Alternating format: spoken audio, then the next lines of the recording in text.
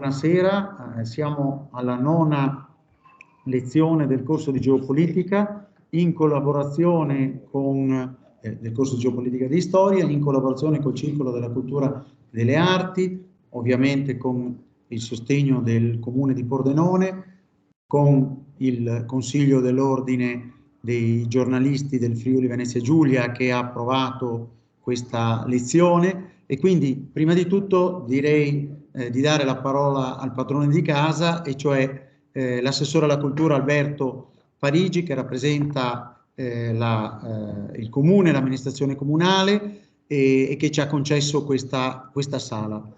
La parola adesso all'assessore alla cultura Alberto Parigi. Grazie mille.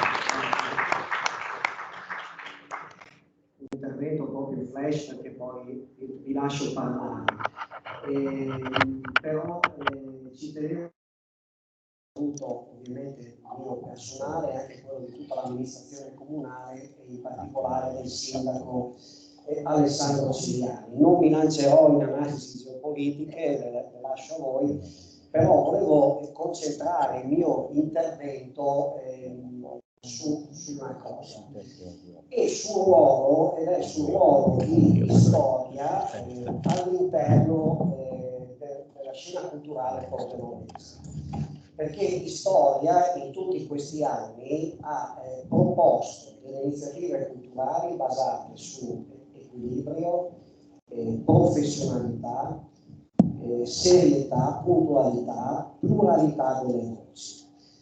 E ha contribuito in modo significativo e non da oggi ad alzare il livello qualitativo della proposta culturale pordenonese, perché se a Pordenone si parla di geopolitica, si parla di politica nel senso scientifico del termine, quando la geopolitica soprattutto non era di moda, lo si deve alle storie, e io come rappresentante dell'amministrazione comunale ci tenevo a sottolinearlo.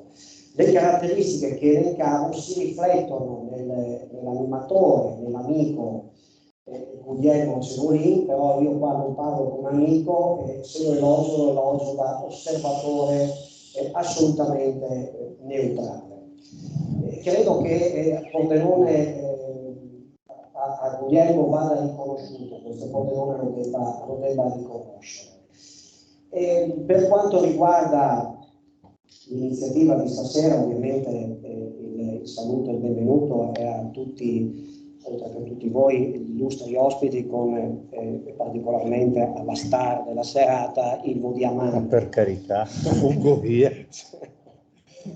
Ecco, dicevo, in riferimento alla serata e al corso di stasera, io credo che sia inevitabile dire che, visto che la guerra in Ucraina ha sconvolto gli assetti geopolitici che sono in via di ridefinizione, sia ancora più importante avere delle mappe, delle bussole per orientarsi. A me ha colpito il comunicato stampa che ha rilasciato Storia per promuovere questa serata. Mi ha colpito positivamente perché nelle prime righe c'era scritto che sono pochi gli strumenti disponibili per orientarsi come quelli che offre il Mondadori.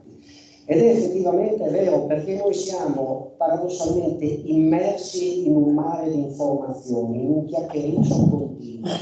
Voi sapete che noi siamo tutti CP della nazionale, poi siamo diventati tutti biologi, oggi improvvisamente siamo tutti esperti di geopolitica.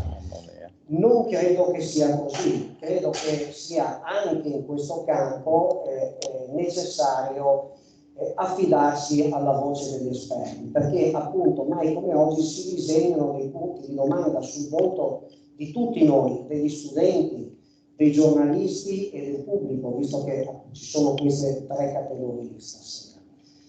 Domande per esempio su quali sono le reali intenzioni di Putin, domande su qual è il ruolo della Cina, il ruolo enigmatico, un po' misterioso e ambiguo in questa crisi.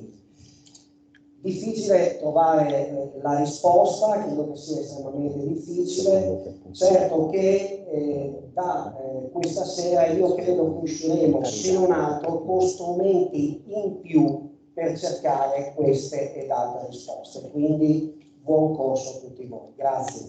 Grazie. Grazie infinite ad Alberto Parigi, che ha compreso subito e ve l'ha evidenziato il fatto degli strumenti, cioè abbiamo qui il Diamanti che ci dà degli strumenti per comprendere l'Italia, l'Europa con i suoi allievi. Adesso chiamerei colleghi perché sono allievi ben cresciuti alla scienza e sono tutti professori universitari. La parola adesso al dottor Pertegato, che è il presidente del Circolo della Cultura e delle Arti di Pordenone e che ha contribuito in maniera significativa a questa serata e quindi ecco a lui la parola. È anche un giornalista.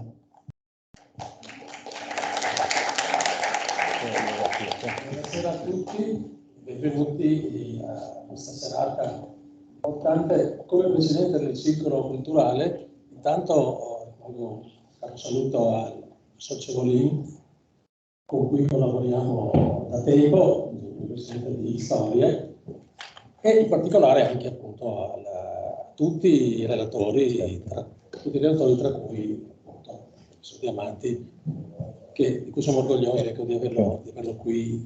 Fedele.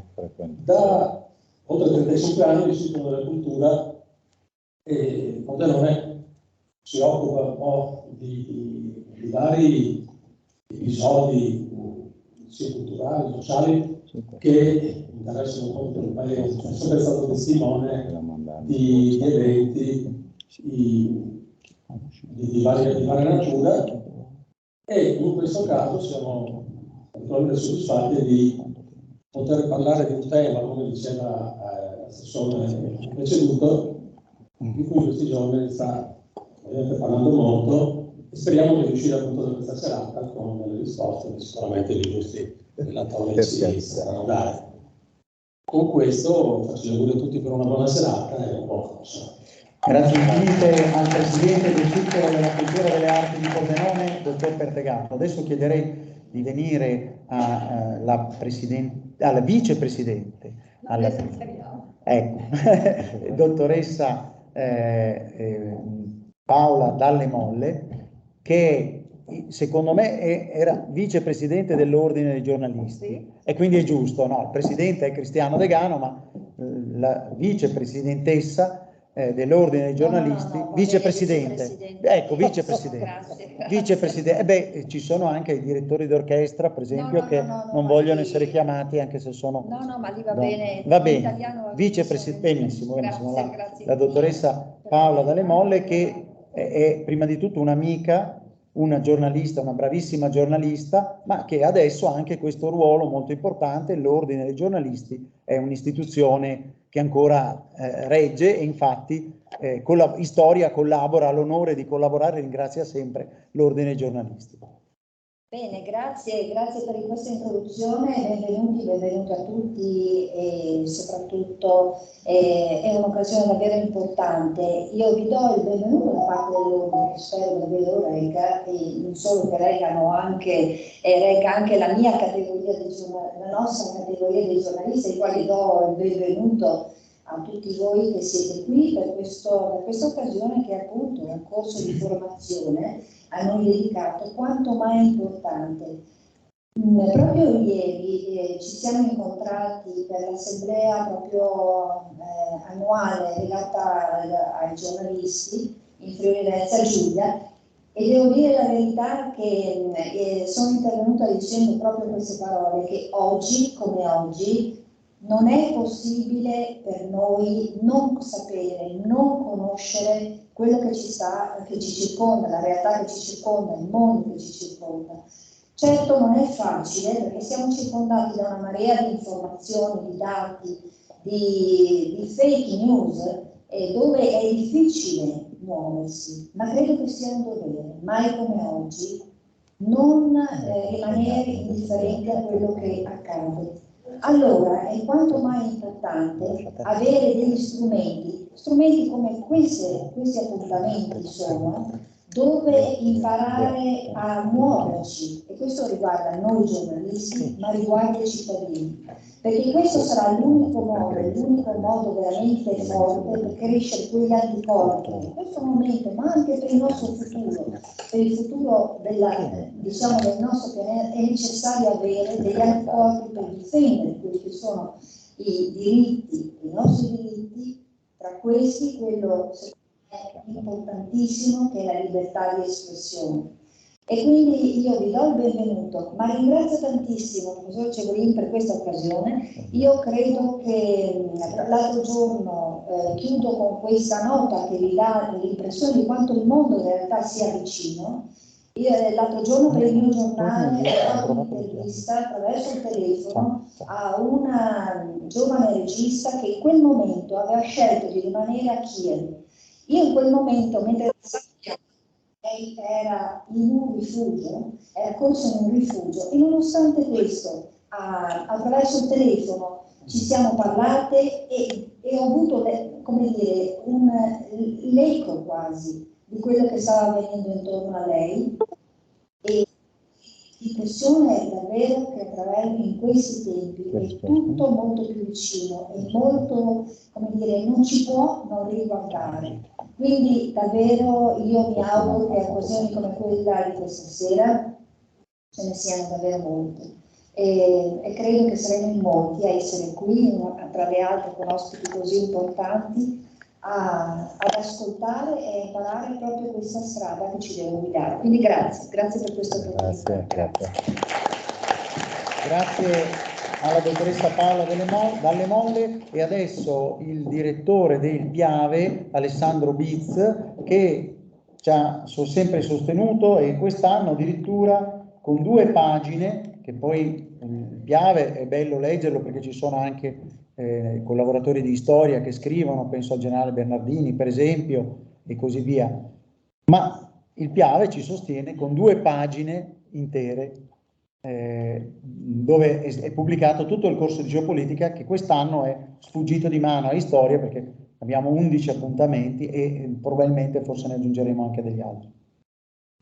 Grazie dell'invito, buonasera al professor Cevolin e anche agli illustri ospiti. È sempre un'emozione partecipare ai corsi di geopolitica, perché c'è la possibilità di entrare a contatto da vicino e di ascoltare relatori di assoluto spessore, di grandissimo livello come quelli che abbiamo questa sera. Io rappresento un giornale che ha quasi mezzo secolo di storia, quindi abbiamo dei lettori che sono arrivati anche a più generazioni familiari, e da una decina di anni ci siamo avvicinati anche alla disciplina della geopolitica con una collaborazione con Storia, collaborazione che non è solo quella di pubblicare, diciamo, l'elenco degli eventi, ma una collaborazione anche che riguarda alcuni esperti di geopolitica, che storia e vita, che scrivono anche nel nostro giornale. Un abbinamento quindi che funziona, e di questo ne sono assolutamente onorato, e ringrazio ancora il professor Cevolin. Grazie e buona serata. Grazie infinite. Io adesso penso che sia il momento invece di iniziare con la nostra conferenza e con la nostra lezione, non una lezione del corso di geopolitica, è una lezione che ha come tema le mappe d'Italia, le mappe d'Europa per questo 2022, e l'autore delle mappe è il professor Ilvo Diamanti, che come sapete su Repubblica, prima sul Sole 24 Ore, da almeno 20 anni, ma ce lo dirà di lui. Noi lo conosciamo da più di 20 anni. Metà anni 90. Ecco, metà anni 90 è la data di partenza. Ha iniziato a fornirci, come ha detto l'assessore alla cultura di Pordenone, degli strumenti per capire che cosa pensano gli italiani, cosa pensano gli europei sulle questioni poi di piena e di netta attualità. E quindi diamo a lui la parola e potrà anche girare le slide che poi vedrà qui, però, come dire, è separata la visione, nel senso che lui potrà mandare avanti, vediamo. Ce ne sono solo 3. Sì, comunque adesso non va. Sì, sì. Ah, è andata avanti? Sì. Ecco, allora andiamo indietro. Andiamo indietro. Ecco, questa è la prima e adesso diamo la parola al professor Diamanti che può iniziare la sua relazione. Adesso gli metto anche le slide che le vede però nel mio computer. Grazie infinite. Grazie Cevolin, a Guglielmo che è un amico, grazie al Circolo di Storia a cui io sono molto legato. Normalmente, sì, visto che mi muovo già abbastanza, è un periodo in cui, data l'età, mettiamola così, che incombe, cerco di fare le cose a distanza, ma questa volta ho voluto farla in presenza, mettiamola così. Me l'aveva anche proposto, avevi proposto di farla a distanza, ma io a Pordenone ci vengo volentieri e vengo qui volentieri, perché questo ormai è un ambiente che conosco, che mi conosce e mi sopporta nonostante tutto. E oggi peraltro è un'occasione nella quale si parla di un argomento molto difficile e complicato, in un momento molto difficile e complicato, ma per fortuna sono, come dire, affiancato, aiutato da colleghi che ci permetteranno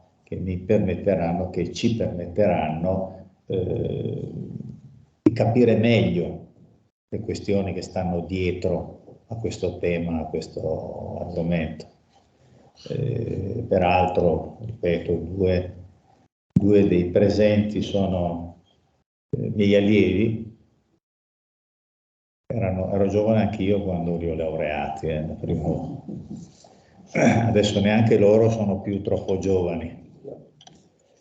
E quindi figuratevi chi come me, per loro fortuna, è come dire, sulla soglia della pensione. Quest'anno vado in pensione, state tranquilli.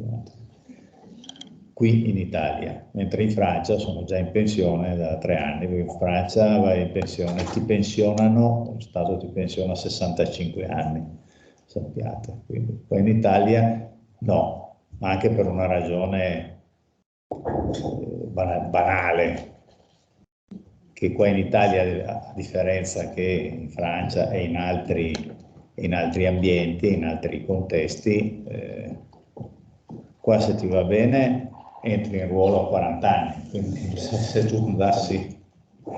tu andassi di fatto in pensione a 65 anni non avresti neanche il minimo, giusto? Per cui io sono già in pensione in Francia, ma poi in Italia ci andrò quest'anno. Vedete che bella introduzione vi ho fatto a un argomento così rilevante, ma mi pare comunque utile anche, tra virgolette, personalizzare un attimo il dialogo e la comunicazione, perché serve a distendere anche l'ambiente. Io peraltro sono arrivato un po' teso, perché come qualcuno qua sa, ero convinto di aver dimenticato le chiavi a casa dell'auto.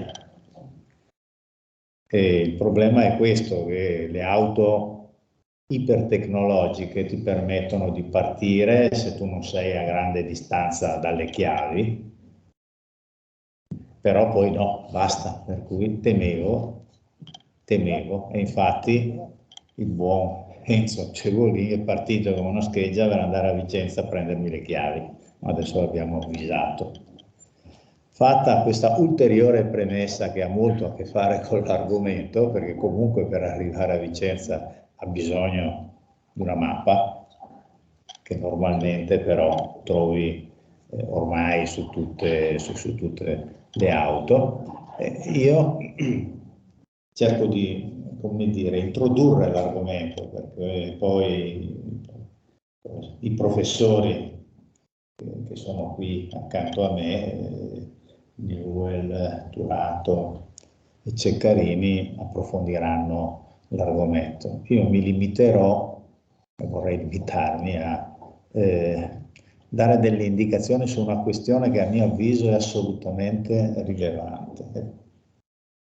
Cioè, la questione riguarda esattamente questo ambito, questo concetto, che tutto è meno che chiaro. Cioè noi oggi parliamo di Europa, mappe o quello che vuoi, perché io ho sempre rapportato anche nelle etichette delle cose che pubblico sul giornale, ho sempre, come dire, messo in relazione diretta le questioni e i temi di cui parlo con il territorio. Per cui scrivo mappe settimanalmente. Se faccio invece delle ricerche più ampie, li chiamo Atlanti, gli Atlanti politici, e poi se devo fare dei ragionamenti invece senza tabelle, senza tavole, senza mappe, appunto, e più liberi, li chiamo le bussole, perché sono i miei punti di riferimento. Quelli di oggi sono un po' un incrocio tra queste tre definizioni. Però vorrei semplicemente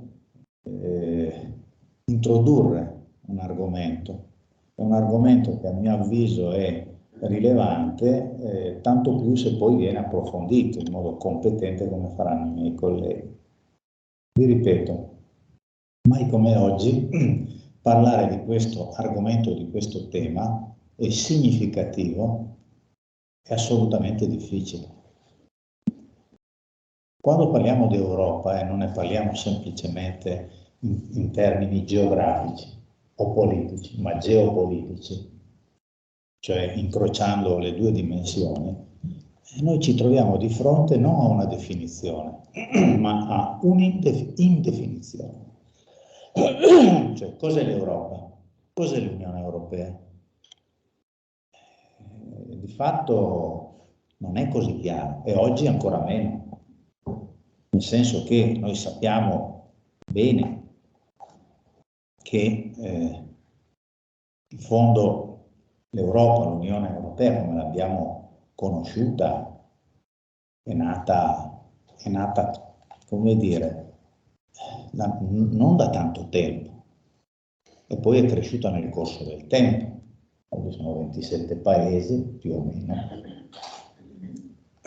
Però allo stesso tempo coloro che l'hanno concepita con un obiettivo che è ben riassumibile, come dire, nelle parole di Altiero Spinelli, un grande filosofo, politologo, quello che volete, insomma, che ha scritto e ha dedicato esattamente a questo argomento un testo nei primi anni 40, quindi pubblicato una prima versione nel 41, poi nel 42, poi nel 44, è passato un po' di tempo, no?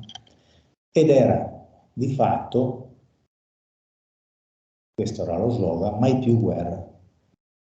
Eravamo in piena conflitto mondiale, seconda guerra mondiale, e l'idea, il progetto, era quello di andare oltre una storia segnata da queste fratture. Perché mai più guerre? Perché l'Europa avrebbe dovuto superare questa storia fatta di conflitti pesanti, di conflitti sanguinosi? Ma perché le guerre mondiali, in realtà, se noi ci pensiamo, quelle che abbiamo conosciuto tutte le prime due guerre mondiali, poi ce n'è una terza non dichiarata, nel senso che c'è la terza guerra mondiale che è la guerra fredda, ma sono tutte nate e sorte in Europa. E allora costruire l'Europa significava anche e soprattutto dire questo, mai più guerre, far entrare nel nostro nuovo DNA questo progetto, farne la nostra identità. E tutto sommato, fino a ieri, e speriamo anche domani sia così di nuovo, è una sorta di progetto riuscito, però resta un problema e io lo pongo in modo molto sommario per lasciare poi ai colleghi il compito di approfondire singole, specifiche questioni. Cos'è l'Europa? E soprattutto cos'è l'Unione Europea? Tenete conto che io non ne parlo in termini generali, faccio riferimento sostanzialmente a quella che è la percezione e l'idea che di questo progetto e soggetto, l'Europa, c'è in Italia tra i cittadini. Questo secondo me è molto, molto rilevante, perché me la cavo molto in fretta, ormai ci torniamo dopo, ma perché l'Italia e l'Italia, gli italiani sono europei con riserva da sempre. Faccio questa definizione che ne evoca altre, o ancora di più, sono europei nonostante. In Italia, rispetto agli altri paesi europei, che normalmente analizzo anche con i miei colleghi ogni anno con degli osservatori che con oltre 10.000 interviste fatte in Europa studiano esattamente gli atteggiamenti e le opinioni dei cittadini a questo proposito. Gli italiani sono, come dire, portatori di un approccio, diciamo così, distaccato. Ripeto, europei nonostante. Cosa vuol dire? Vuol dire che sul piano della fiducia dell'Unione Europea noi siamo tra i più bassi rispetto ad altri paesi, da sempre. O meglio, se noi verifichiamo, poi lì c'è una curva, possiamo vedere già anche la curva che c'è quello dopo, se non sbaglio, della fiducia, eccola qua. Qua siamo nel 2000, parte dal 2011, l'ultimo decennio, 37% di italiani che affermano di avere molta abbastanza fiducia nei confronti dell'Unione Europea. Quando è che raggiunge il massimo la fiducia nell'Unione Europea in Italia? Guardate, faccio i conti con le indagini che ho curato al proposito. Tra fine anni 90 e l'inizio del 2000. Perché? Perché non c'era ancora l'euro e perché gli italiani aspettavano di entrare nell'euro.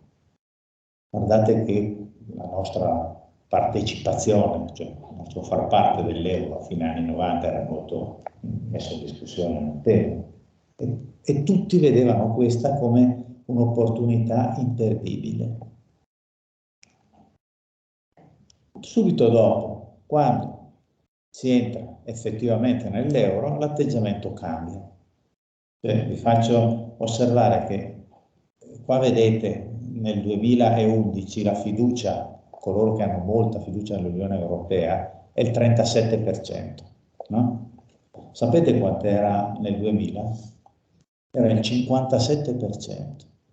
Il 57% degli italiani esprimevano molta abbastanza fiducia nell'Europa.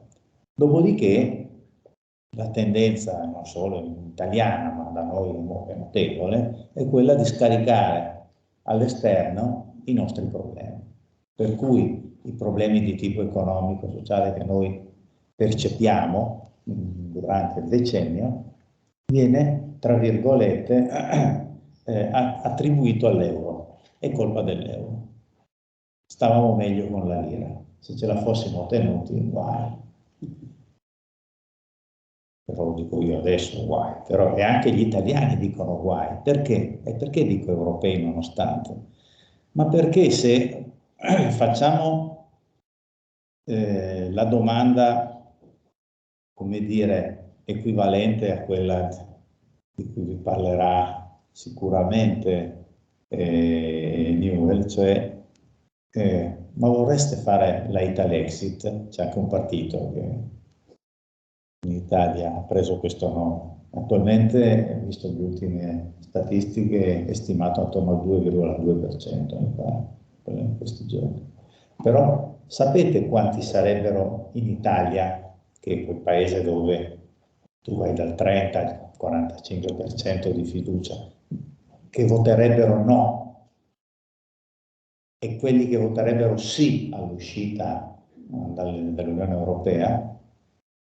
Non lo chiedo a voi di dirmi cosa votereste voi, perché non penso che comunque sareste in una percentuale molto diversa dalla media della popolazione. In Italia più del 70% degli italiani dicono: ma manco morti noi usciamo dall'Europa, siamo matti. Cioè il doppio, quasi il doppio di coloro che comunque hanno fiducia nell'Europa come istituzione. Perché? Perché non si sa mai. Perché cosa ci capita? Cosa ci capiterebbe se ce ne andassimo? Cioè questo è un po' il problema della percezione del ruolo che ha l'Unione Europea ai nostri occhi, e forse anche dell'Unione Europea in quanto tale. Perché? Perché voi vedete che, ad esempio, se volete vedere quando è che riprende effettivamente peso la fiducia nei confronti dell'Unione Europea, quando? Negli ultimi anni. Perché? Perché non tanto adesso con la questione della guerra, ma anche prima, dopo l'irruzione della pandemia, il ruolo dell'Unione Europea è importante con il sostegno economico e finanziario che ci viene dato. Non a caso proprio nel 2020, come vedete poi riprende dal 2020 e 2021 e tiene anche adesso, insomma, tutto sommato. Cioè noi, ripeto, siamo tra virgolette europei nonostante, però europei sì, e comunque l'Unione Europea è percepita come un'entità, è una casa che ci serve, è utile. Oggi forse più di un tempo, qual è la novità che io ho visto, ho scoperto in questo periodo, e anche in un'occasione come questa, cioè l'occasione di un conflitto così serio, grave, drammatico, di cui è difficile percepire e immaginare l'esito, lo sbocco. Perché? Ma perché, se andiamo indietro a questo punto, in fondo, la fiducia nelle istituzioni oggi è comunque superiore, ad esempio a livello internazionale, l'Unione Europea è sopra la NATO. Ci interessa l'Unione Europea. Ci interessa l'Unione Europea come casa comune, di fronte a una minaccia che percepiamo come, tra virgolette, esterna oggi, ma che non lo era, nel senso che i paesi che sono coinvolti in questo conflitto sono paesi che, come li definiamo? Abbiamo sempre definiti in termini magari non geopolitici ma geografici, europei. Uno se lo può anche chiedere, cioè nelle nostre mappe, la Russia cos'è? È europea o è asiatica? Per certi versi è a cavallo tra le due aree, ma politicamente cos'è la Russia? E i paesi dove adesso noi vediamo svolgersi questo forte conflitto, cosa sono? Europa. Questa è Europa. Tenete conto che una delle funzioni che ha avuto l'Europa storicamente, sto andando alla fine già di questa mia premessa, è quella appunto mai più guerre, riprendola, anche perché di fatto costituiva e ha costituito una sorta di soggetto intermedio tra le due superpotenze, tra l'Occidente e l'altra parte del mondo che sul piano geopolitico ha sempre avuto un ruolo importante, prima che salisse il peso e l'importanza della Cina, cioè intendo dire la Russia. In fondo il muro di Berlino è quello che è lì a segnare una divisione, tra virgolette, del mondo. Tant'è vero che tutto il periodo che precede la caduta del muro, da alcuni viene definita come la terza guerra mondiale, cioè la guerra fredda è una forma di guerra che per fortuna non miete vittime, non miete sangue. E quindi di fatto l'Europa è lì, ma è una sorta di non entità o identità non definita. Questo è il problema che ha avuto fino ad oggi. Cioè noi stessi abbiamo sempre immaginato, immaginiamo ancora, in questo per certi versi è importante questa nuova fase, l'Europa soprattutto dal punto di vista economico, commerciale. Cioè per noi l'Europa è l'euro, possiamo anche levargli la PA, ma è quello che unisce i paesi di quest'area. L'Europa è un fatto, tra virgolette, economico, anzitutto. Serve come mercato, il mercato comune, no? Il mercato comune europeo. Serve a gestire le relazioni reciproche, ma quando mai abbiamo pensato, immaginato che il Parlamento, il governo europeo si dotasse anche di,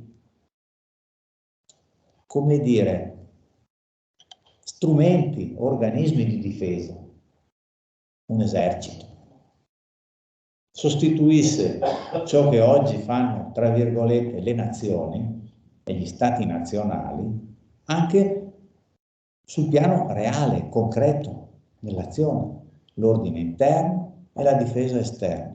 Ebbene, la cosa che mi ha colpito è questa. Se c'è quelle che sono, che i sociologi sono abituati a definire un effetto inintenzionale. Beh, l'effetto inintenzionale non previsto di questa guerra, da coloro che l'hanno scatenata, è il fatto che dopo tanto tempo, per la prima volta, in modo effettivo, si percepisca l'importanza dell'Europa come entità geopolitica che va oltre la logica dei mercati e va oltre la logica della confederazione di nazioni, unione di nazioni che mantengono la loro sovranità interna e soprattutto nei confronti dell'esterno.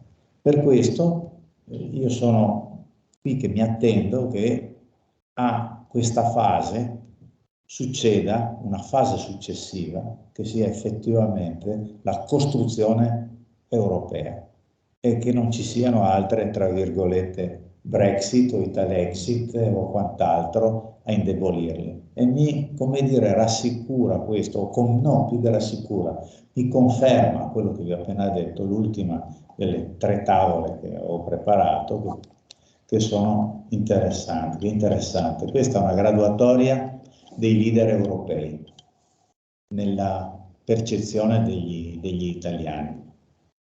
Beh,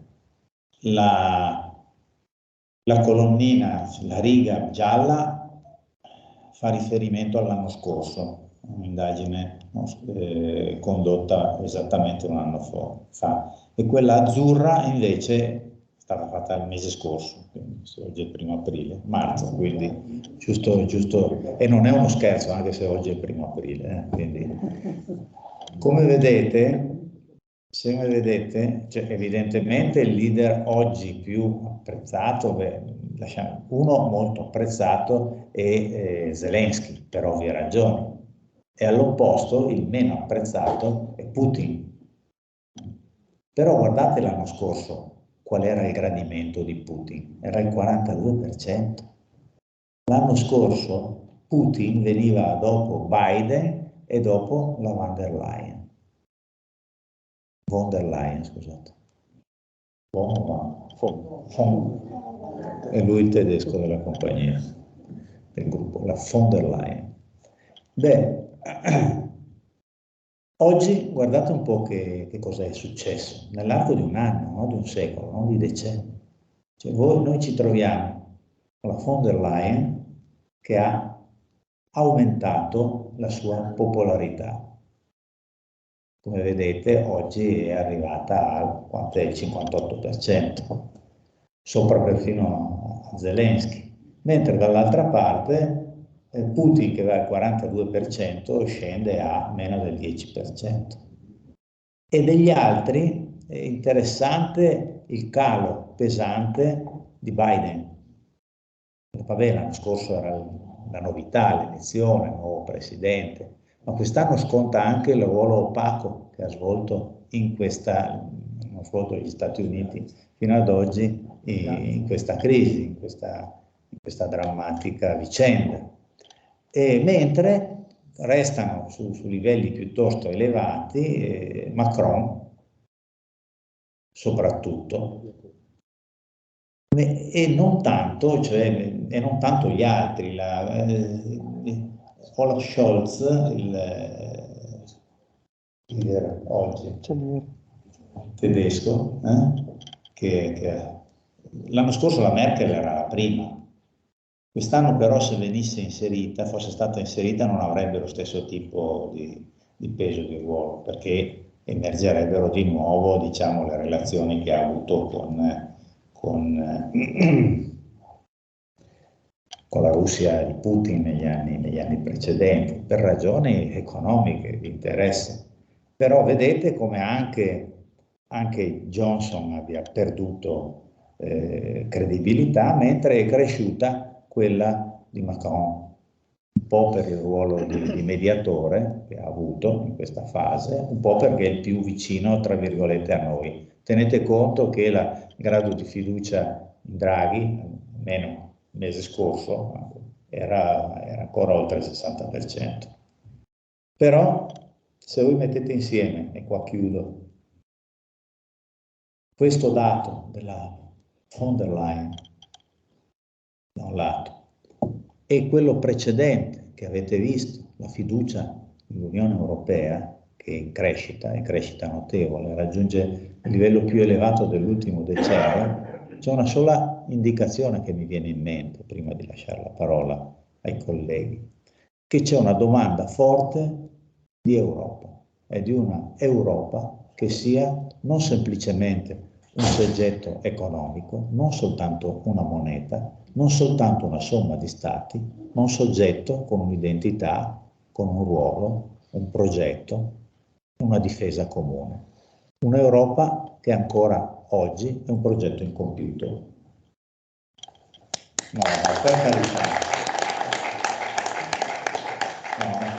Grazie. Non voglio applausi quando dico queste cose, No, peraltro sono tristissime. Ma l'applauso non è per le cose ultime che hai detto, ma per gli strumenti che ci hai offerto. E tra l'altro sottolineo, io sono abituato a parlare a fianco a grandi professori universitari, ma Ilvo Diamanti ha una nota in più.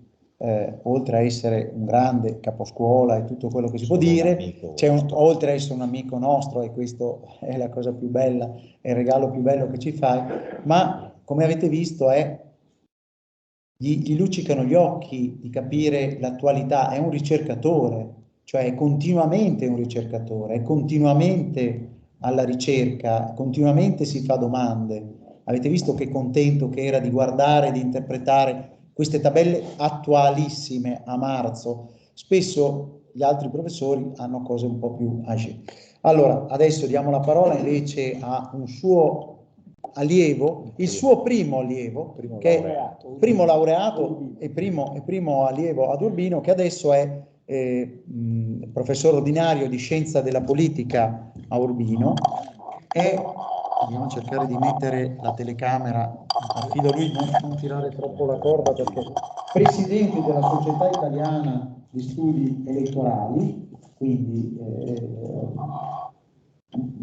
una delle società, bisogna dire una delle società perché ce ne sono altre, ma che studiano i mutamenti dell'opinione pubblica, specialmente con riferimento alle elezioni, ma la società più di ricerca, che unisce quelli che fanno ricerca. Infatti, tra l'altro, qui c'è la proposta anche al comune di Pordenone per il prossimo anno di fare qui la riunione internazionale, come abbiamo fatto un po' di anni fa, nell'anno in cui quello stesso giorno è salito al solio pontificio anche Papa Francesco, perché in diretta durante il convegno internazionale della Società Italiana di Studi Elettorali con Presidente Diamanti abbiamo fatto qui a Pordenone niente di meno che il convegno internazionale con 43 ricercatori di tutti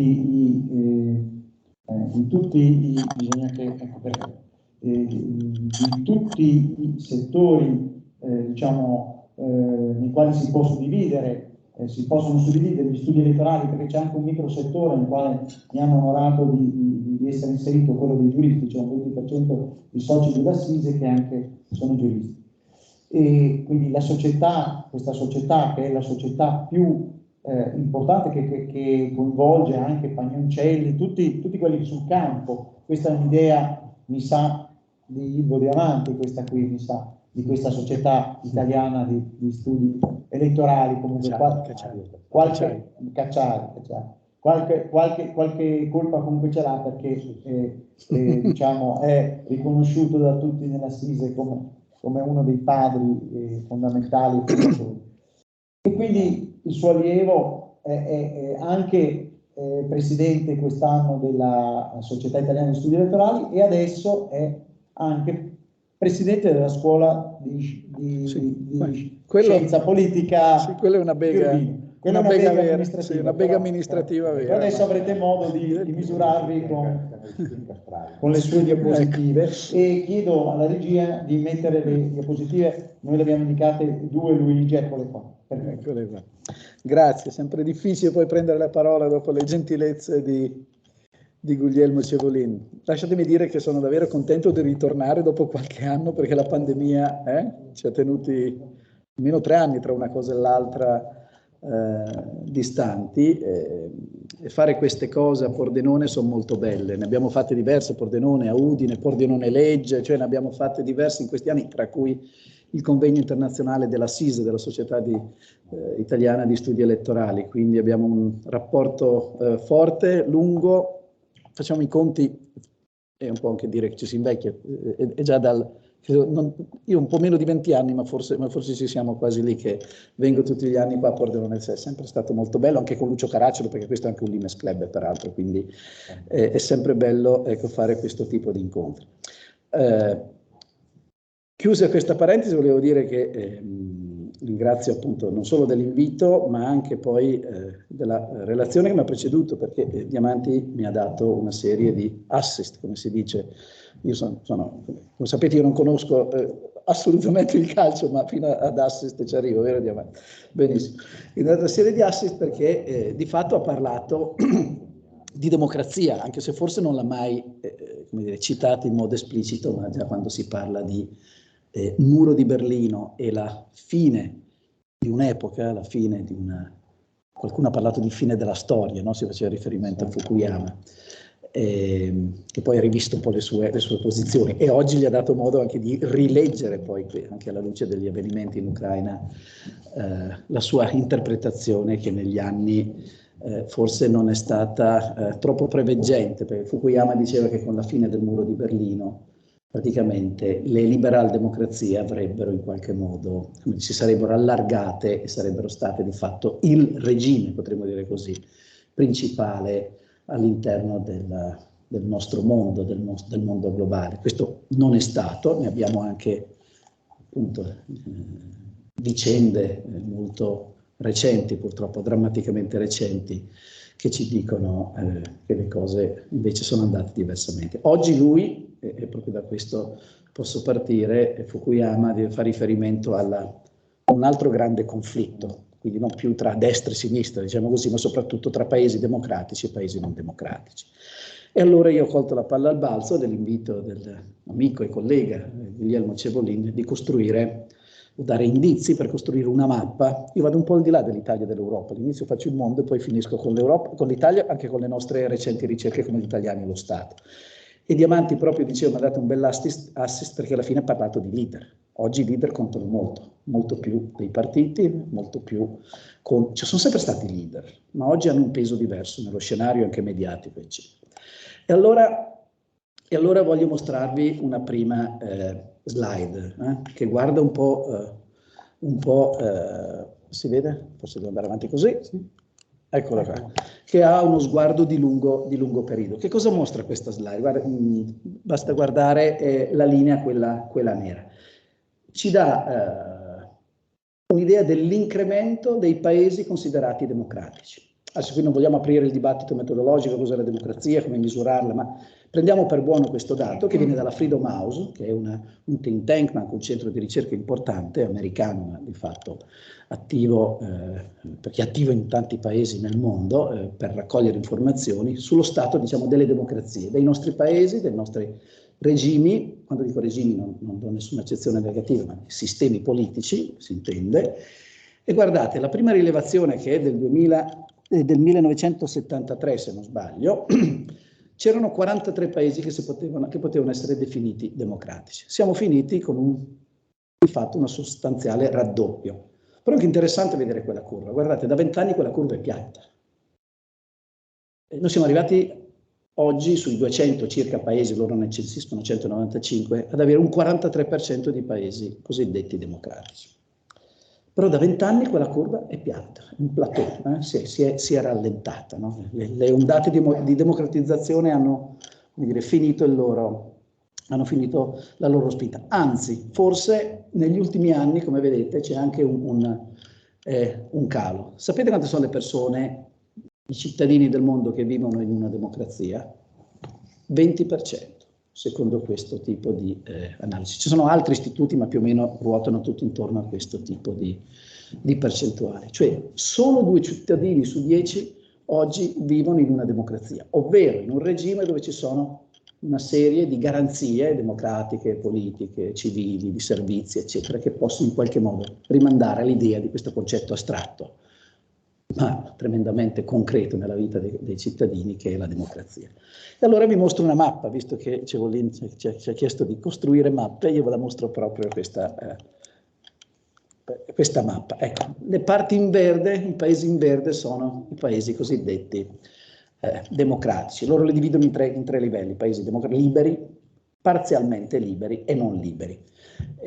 Quelli gialli sono parzialmente liberi, quelli viola, tra cui la Russia, tra cui la Cina, guardate l'India che è scivolata rispetto agli anni scorsi, sono paesi che invece hanno qualche, diciamo, problema nel garantire queste libertà democratici ai cittadini che vivono in questi contesti. Questo ecco per dare un primo elemento di cornice, il frame, no? Il quadro nella quale inserire appunto il nostro discorso.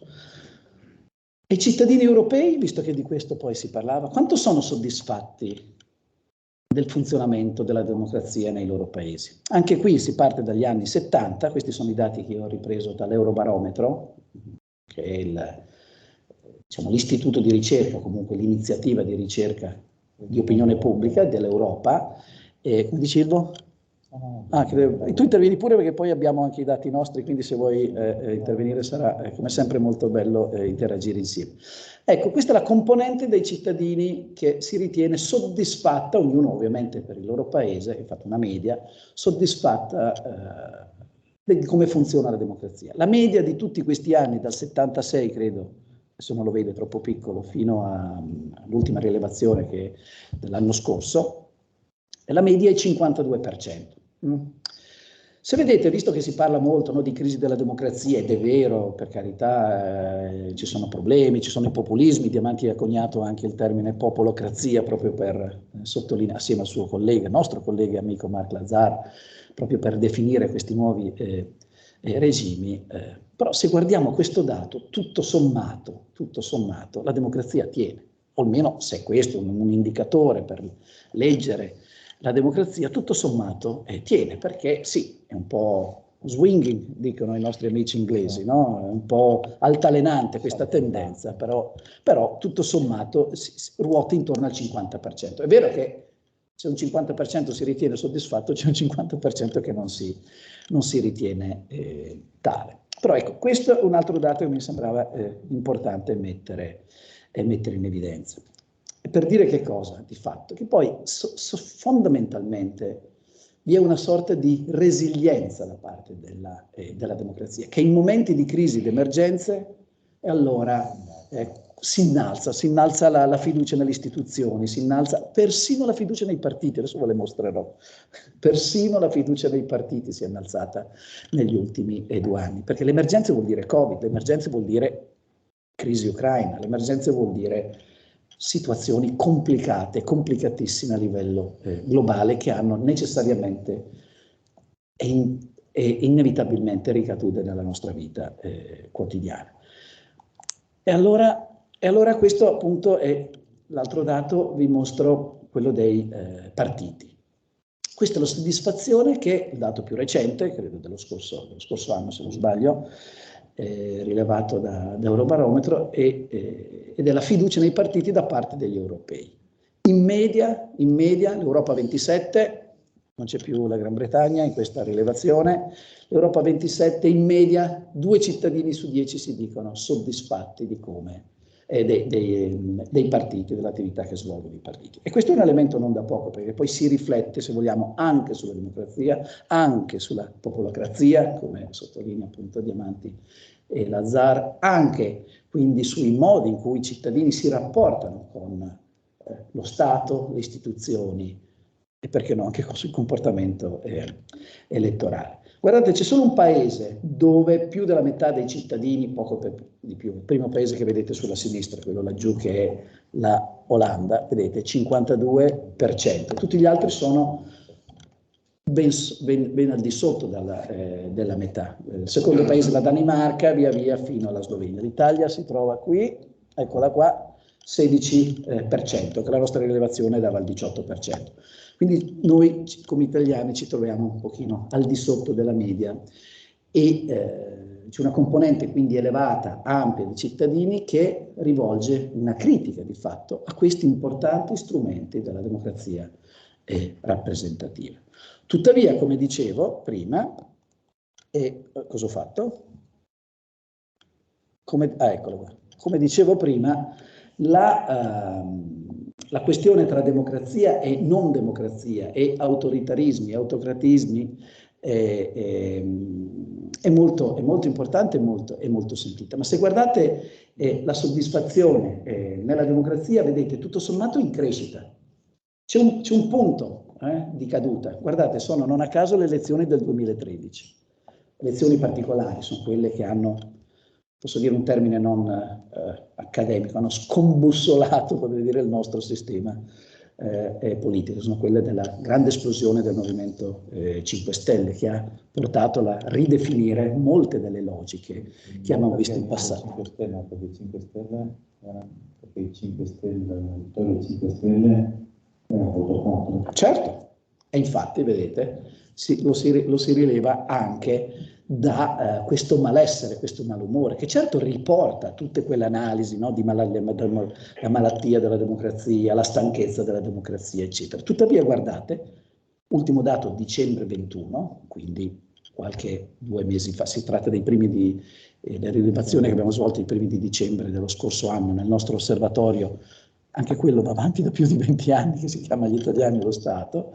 E guardate che è in crescita, guardate come sta crescendo. Vuol dire che se da un lato c'è una critica forte agli attori principali della democrazia rappresentativa, dall'altra i principi della democrazia, soprattutto in un momento di grandi crisi, di grandi sollecitazioni, di grandi problemi come in questo caso a livello globale, ma che in questo caso partono proprio dall'Europa.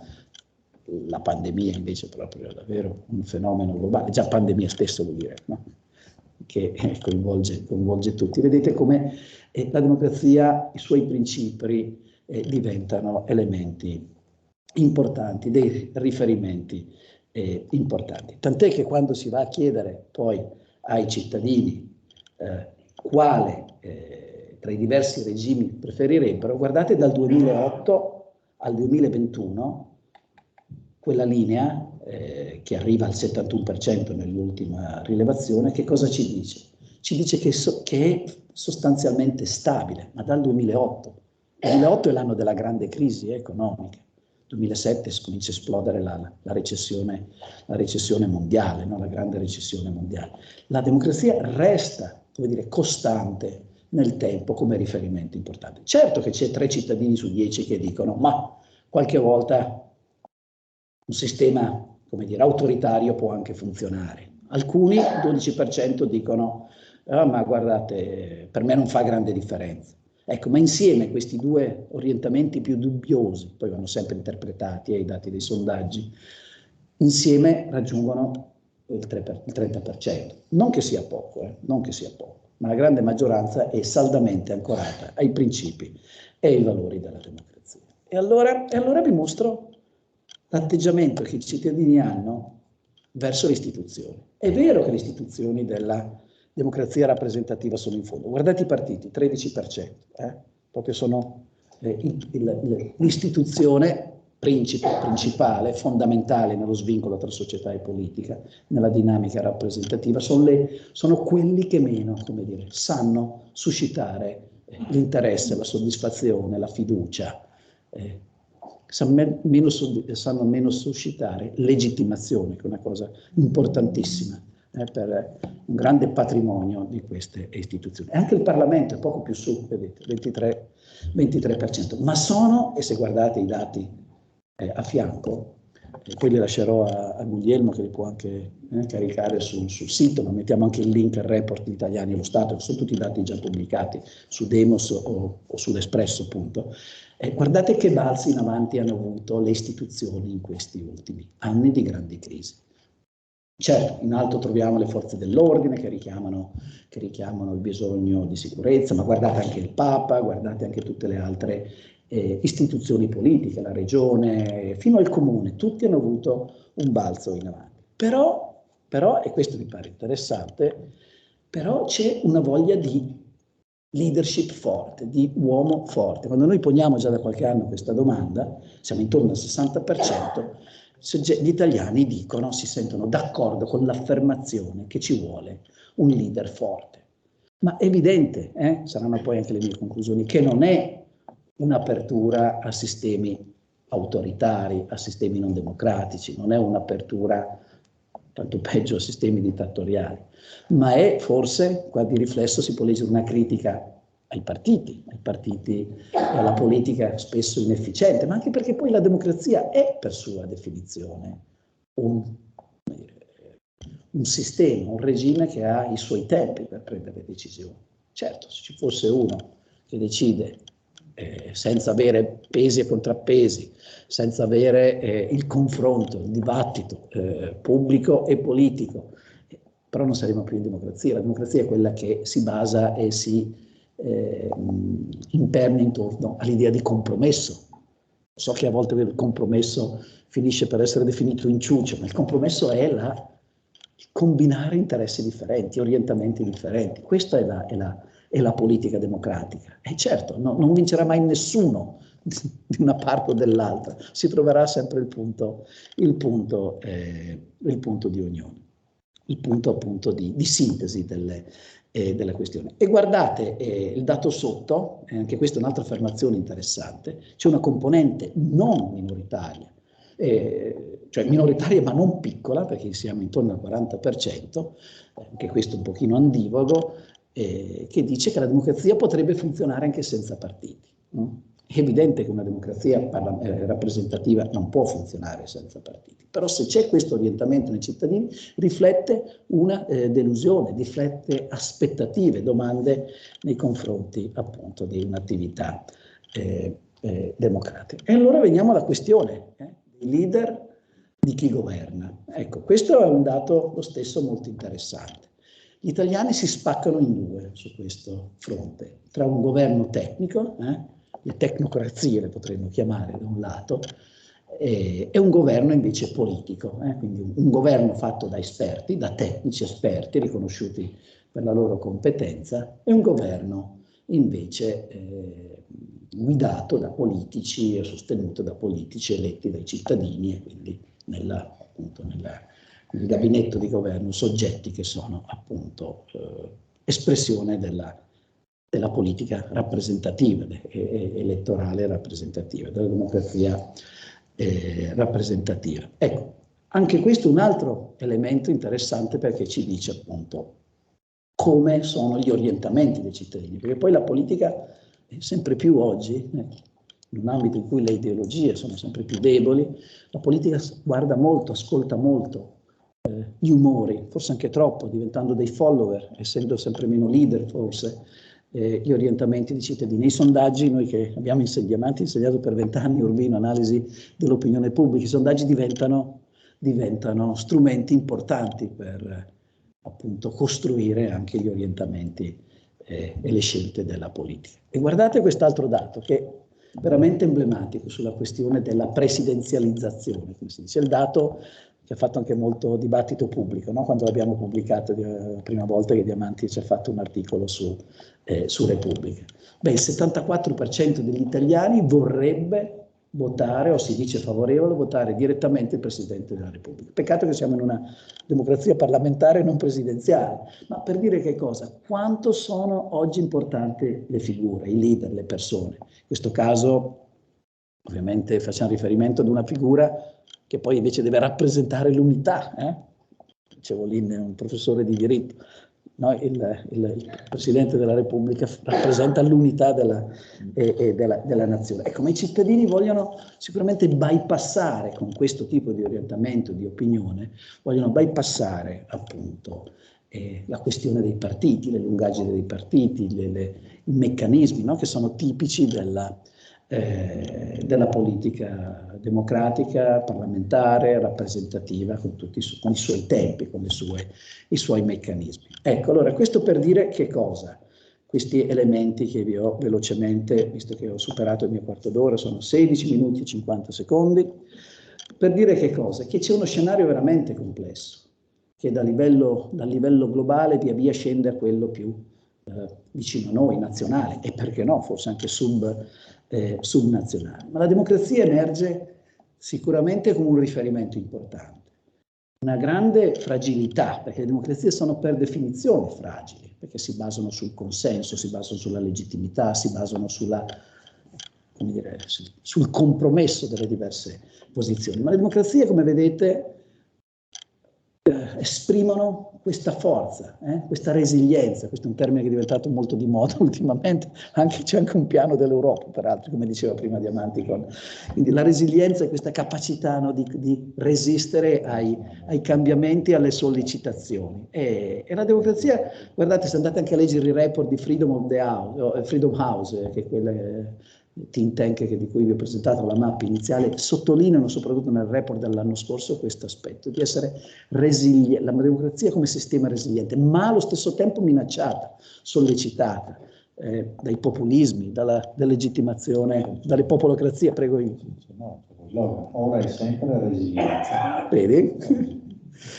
Dalla delegittimazione di quegli attori che sono fondamentali della democrazia rappresentativa, i partiti, che poi sono quella cinta di trasmissione, di collegamento, di connessione, no, tra il territorio, i cittadini, i loro bisogni, le loro domande, l'interesse collettivo da un lato e appunto l'area della decisione politica. Ecco, in questo si inserisce anche un percorso, un processo, a cui ho fatto riferimento anche prima in Diamanti, che è quello della personalizzazione, e sul lato istituzionale della presidenzializzazione, questo dare sempre più un peso maggiore alle cariche appunto monocratiche, quindi l'idea di una democrazia o comunque di un sistema politico decidente che riesce a decidere in tempi rapidi e con efficienza. Ma lo stesso Putin, che si è detto orgogliosamente, no, a capo di una democrazia illiberale, adesso forse non è più nemmeno illiberale, forse è diventato qualcos'altro nel frattempo, faceva riferimento proprio alle,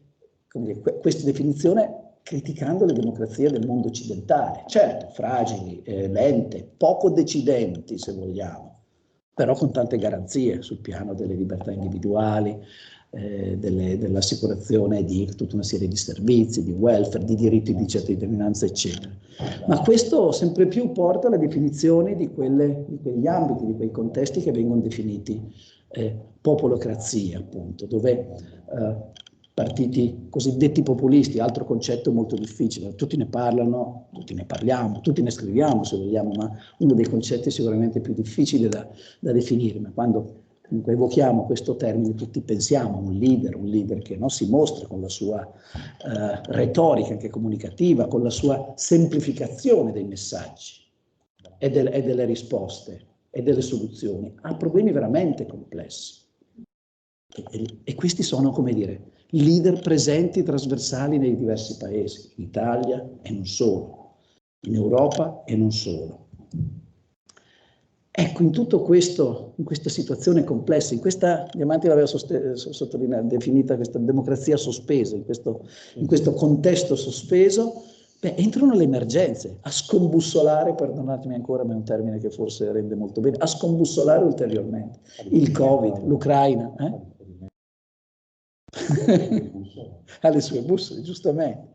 Ecco, le emergenze entrano in questo elemento. Talvolta come dire, stimolando quell'effetto che si chiama rally around the flag, cioè abbracciare la bandiera, stringersi intorno alla bandiera. Abbiamo visto noi nelle nostre indagini, anche l'ultima di dicembre, come le istituzioni si siano tutte, come dire, ridefinite di fronte alle valutazioni dei cittadini, proprio perché sono dei riferimenti importanti. E prima abbiamo fatto anche riferimento all'Europa, che è diventato un qualche cosa di diverso rispetto a un po' di mesi fa. C'era un trend in crescita già da prima sicuramente, ma altrettanto sicuramente le emergenze Covid e Ucraina hanno dato un'altra spinta, una spinta ancora forte verso la costituzione, la costruzione di questa cosa incompiuta, ma in fase di costruzione, e in questo caso gli effetti perversi a cui faceva riferimento Diamanti è sicuramente un concetto interessante, no? Putin, che probabilmente si aspettava magari divisioni, perché è una logica classica quella, no, di giocare e puntare sulla divisione dell'altra parte. Ma alle volte quando, ci sono anche altre teorie sociologiche che mettono bene in evidenza, come quando arriva un nemico nei tuoi in questo caso all'interno dei confini europei, almeno in una certa misura, anche se non è Unione Europea, Unione Monetaria Europea, ma questo spinge anche a rinsaldare le fila all'interno, perché c'è un nemico esterno che appunto preme, ed è, per ritornare a Fukuyama, l'espressione dell'altra parte, ovvero di un regime certamente non democratico. Una volta si definiva illiberale, ma credo che anche noi politologi ora dovremmo ricostruire nuove o ripensare nuove categorie per definire quel regime che è appunto qualche cosa di ben diverso da un regime illiberale, visto quello che è successo in questi ultimi 4-5 settimane. Grazie.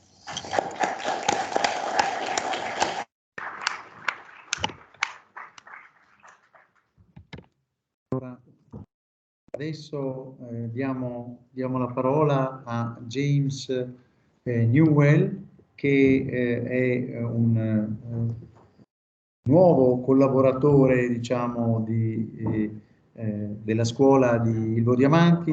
No, nel senso che lui insegna all'Università di Urbino English for Global Politics e English for Political Science. Quindi il ruolo di questo studioso è quello di aiutarci nella riflessione di un fenomeno che è per certi versi chiave per la comprensione proprio della geopolitica europea, e cioè il riferimento alla Brexit e a tutto ciò che significa per l'Europa e per il Regno Unito la Brexit. James Newell, che può parlare con questo microfono, e quindi bisogna passare per la regia alle diapositive. Eccole, direi che sono già inserite, e adesso le potrà governare direttamente James. Grazie James, buon lavoro. Grazie Guglielmo e grazie dell'invito, mi sento molto onorato. Luigi, facendo il suo intervento, ha detto che il professor Diamanti gli aveva dato un assist, infatti ha dato un assist anche a me, soprattutto quando ha parlato della domanda per un'Europa unita politica, un'entità non solo economica. E questo mi è un assist perché mi dà un'opportunità di confessare i miei pregiudizi, le mie preferenze personali, perché devo confessare che non sono uno di quelli che crede più di tanto nell'idea dell'imparzialità del politologo, no? Perché quando tu fai un'affermazione piuttosto che un altro, fai per forza una mossa politica, decidi di mettere l'enfasi su quella cosa e non su quell'altra, e quindi ha anche piccolo, ma ha un impatto politico, perché noi, a differenza degli scienziati che studiano i fenomeni naturali, agiamo in un contesto in cui l'oggetto del nostro studio non è raffrettario a quello che diciamo noi, no? E quindi sono molto contento di quello che ha detto il professor Diamanti, perché credo che sia dovuto, per onestà intellettuale nei vostri confronti, che confesso da che punto di vista parlo, no? Perché sono uno di quelli che spera in un'Europa più politica, più unita, un'Europa più integrata. Io ho votato contro la Brexit e faccio parte di un gruppo di sinistra in Gran Bretagna che si chiama Another Europe is Possible, un'altra Europa è possibile, no? Che ha fatto tutto quello che può fare per ostacolare la Brexit. E questo è un punto fondamentale, perché mi porta a dire che un altro assist è venuto dal professor Ceccherini quando è suggerito il titolo La Brexit dopo la Brexit, perché mi ha fatto riflettere e mi ha fatto venire in mente l'idea che se tendiamo a pensare alla Brexit come un evento, in realtà non è stato un evento, è un processo che magari si è iniziato con il referendum, che però sta ancora andando avanti e non era per nulla certo all'indomani del referendum, poteva essere stato ostacolato per diverso tempo dopo, però come cercherò di spiegare, per una serie di errori tattici e strategici da parte degli oppositori della Brexit, siamo arrivati alle elezioni del 2019, dopo le quali le cose purtroppo sono diventate molto più difficili. Però ciò nonostante è un processo che continua con tutte le sue conseguenze. E questo per forza delle cose, perché una delle illusioni più grandi da parte dei fattori della Brexit, secondo me al centro della narrativa contro l'Europa a favore della Brexit era quest'idea di un paese sottomesso dall'Europa che doveva riacquistare la sua indipendenza, eccetera, eccetera. L'illusione era che si poteva tornare ad essere uno Stato come gli Stati magari nell'Ottocento, no? Che magari avevano molto più libertà. Nel mondo di oggi non è più possibile. Cioè dentro l'Europa e fuori uno Stato per forza è coinvolto in tutta una serie di istituzioni internazionali, istituzioni di governance, eccetera, eccetera. E quindi quest'idea che uscendo dall'Europa uno può fare esattamente quello che vuole, come un bambino viziato, cioè non esiste, non esiste. è vero che insegno inglese per i politologi all'Università di Urbino, però la maggior parte della mia vita professionale è stata dedicata alla politica italiana. E volevo confessare un'altra cosa a proposito degli assist di cui parlavo prima. Anche questo magari per onestà intellettuale. Una cosa che mi fa venire in mente quando sento la radio in Gran Bretagna e sento i diplomatici, no, che vengono intervistati dai giornalisti della BBC, no? Magari viene l'ambasciatore, non so, della Finlandia o dell'Italia, no? Allora a un certo punto l'intervista dice e lei cosa pensa di Boris Johnson? E lui per forza dice ma no, di solito noi non facciamo interferenze nelle politiche interne di altri paesi. Io invece sto per fare un'interferenza nella politica italiana e spero di non essere... Non sei un ambasciatore. No, però insomma, siccome fra l'altro sono il redattore di una rivista che si chiama Contemporary Italian Politics, politica italiana contemporanea, mi è venuto in mente al momento del referendum sul taglio dei parlamentari nel settembre del 2020 l'idea che questa in qualche maniera era la risposta italiana alla Brexit degli inglesi, perché secondo me si tratta in tutti e due i casi di una cosa, devo essere sincero, autolesionistico. Nel caso italiano perché dico autolesionistico? Perché una delle funzioni di una legislatura, soprattutto la funzione principale, è di scrutinare l'esecutivo e tenere in qualche maniera sotto controllo il lavoro dell'esecutivo, no? Se uno taglia il numero dei parlamentari, allora riduce il numero degli addetti a questo lavoro e quindi rende a loro più difficile il lavoro di fare una funzione democratica fondamentale, secondo me. La Brexit è stata autolesionistica perché, insomma, come dicevo prima, gli stati non possono fare quello che vogliono ora in questo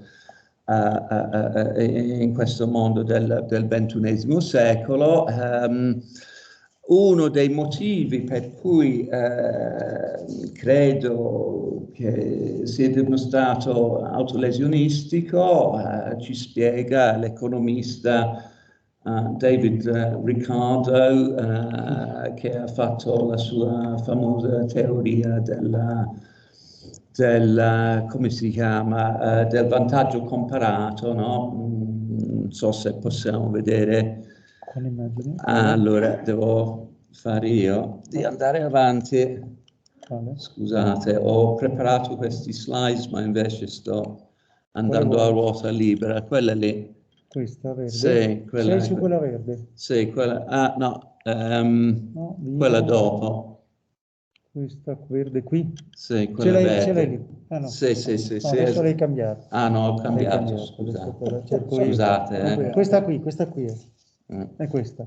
La vedi qui? Ah, ok, fantastico. David Ricardo cosa ha spiegato con la sua teoria del vantaggio comparato? Cioè lui ha spiegato praticamente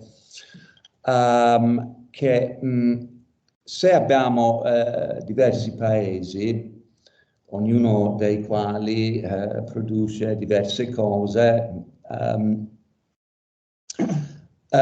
tutti i paesi guadagneranno se si concentrano sulla produzione di quello in cui hanno il vantaggio relativo maggiore. E quindi se guardiamo la tabella prima, cioè lui credo che questo si trova nei suoi scritti originali, non lo so, è questo qui. Ecco, Cioè lui prende l'Inghilterra e il Portogallo, no? E da questo esempio vediamo che il Portogallo è più bravo a produrre, rispetto all'Inghilterra, a produrre sì il vino che la stoffa, ok? Però allo stesso tempo il Portogallo ha un vantaggio relativo nella produzione di stoffa, nel senso che con un'unità riesce nel vino, scusate, nel senso che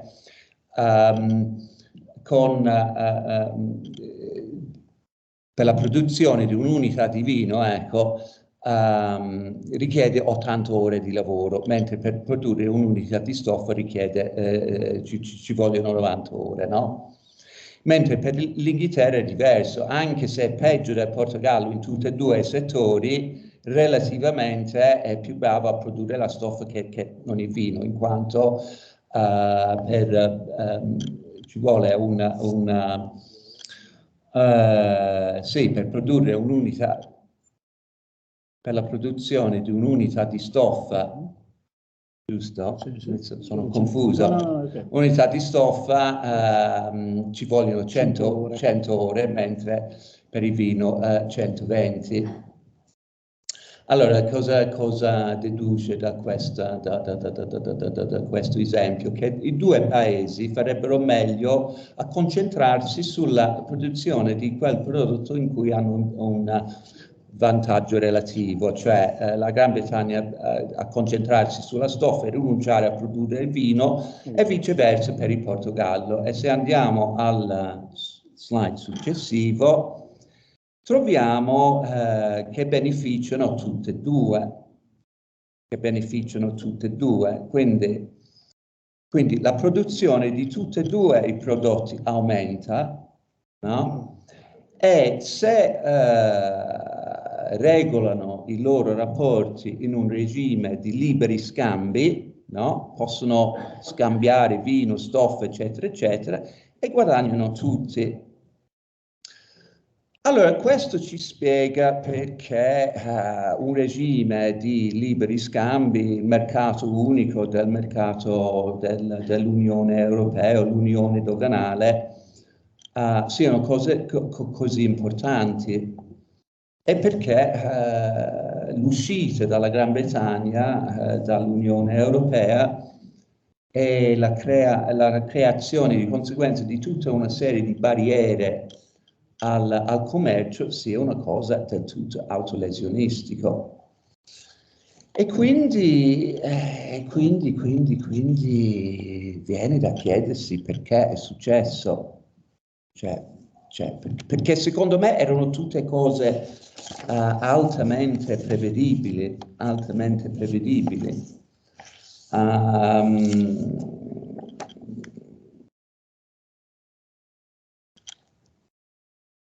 E io sono uno di quelli.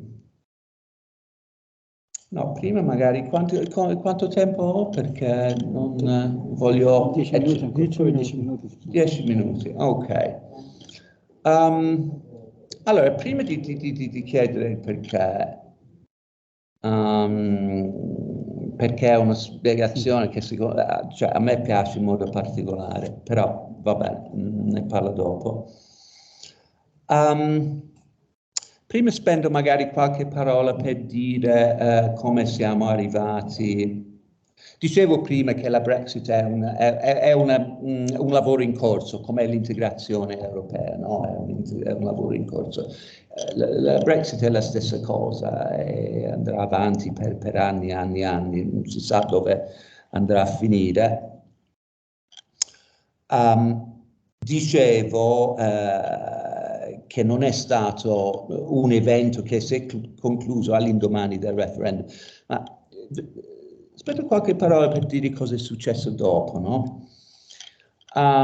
È la prima cosa singolare che vorrei mettere in evidenza. Sì, grazie.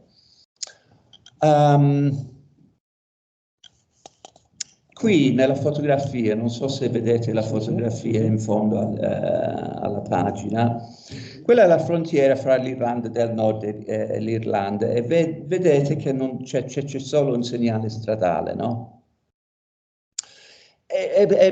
Non ci sono barriere né nulla, e questo a conseguenza da causa del mercato unico, l'unione doganale, eccetera, eccetera, che ha reso cioè, tutti i controlli doganali, quindi le barriere alla frontiera non necessarie, eccetera, eccetera. È anche vero che questo stato di cose è stato fondamentale per quello che so quanto conoscete la storia di quella parte del mondo, ma forse avrete sentito parlare dell'accordo di Venerdì Santo, no? Cioè questo accordo del 1998 di Tony Blair che ha messo fine alla guerra fra protestanti e cattolici. Che ha dipeso molto dal mercato unico, no? Perché ha creato tutta una serie di istituzioni sia nell'Irlanda del Nord che nella Repubblica, che per il loro funzionamento dipendeva dall'assenza di una frontiera, ok? Quindi cosa è successo con la Brexit? È successo una cosa di cui nessuno ha parlato durante la campagna referendaria, perché non era venuto in mente a nessuno, cioè un'altra scemenza. È venuto fuori dopo che quel fenomeno a cui diamo il nome il trilemma della Brexit. Qual è il trilemma della Brexit? Cioè che il governo britannico voleva tre cose incompatibili tra di loro, che poteva avere due ma non tre, cioè voleva che tutto il Regno Unito usciva dal mercato unico e dall'unione doganale, compreso l'Irlanda del Nord, però allo stesso tempo voleva che la frontiera rimanesse aperta. E terza cosa, non volevo condizioni speciali per l'Irlanda del Nord, ok? Allora, come potete capire, cioè, uno può avere due di quelle cose, ma non tre. Cioè, se vuoi una frontiera aperta e l'uscita di tutto il Regno Unito dal mercato unico, allora se vuoi che la frontiera rimanga aperta, cioè devi avere condizioni speciali per Irlanda del Nord, e alla fine è questo che ha deciso il governo, cioè di fronte a questo trilemma ha deciso di rinunciare al terzo delle sue condizioni, e ha detto, attraverso quello che è stato chiamato il protocollo dell'Irlanda del Nord, ha detto va bene, per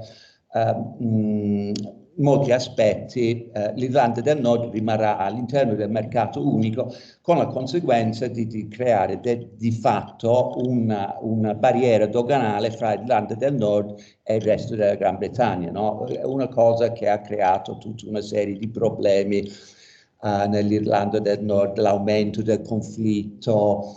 Boris Johnson ultimamente ha dichiarato non disposto a tenersi molti dei provvedimenti di questo protocollo, che ha inorridito molte altre persone, compreso me, perché se fai un trattato internazionale e non attieni alla parola data, allora mini la credibilità nella tua parola, eccetera, eccetera. E questa è un'altra dimostrazione di come, nonostante che gli studenti delle relazioni internazionali hanno questo modello realistico per il quale il mondo è un posto anarchico dove non c'è un'autorità e quindi c'è tutta instabilità, eccetera, eccetera.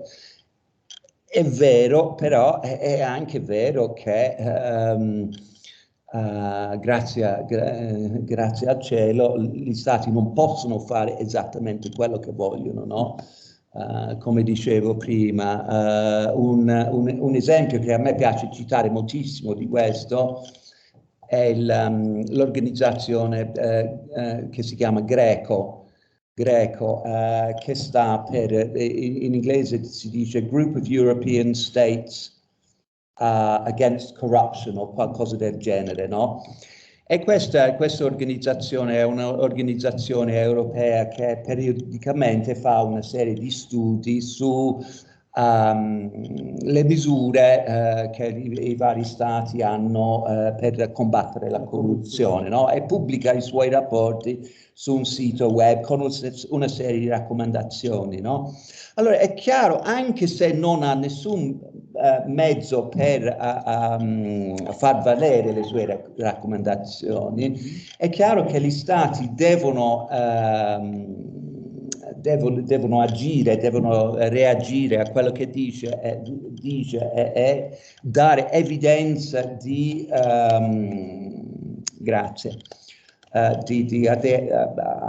adeguarsi alle raccomandazioni, perché se no cosa succede? Nessuno va a investire in quegli stati, eccetera. Quindi sono inaffidabili, quindi abbiamo anche qui un esempio di come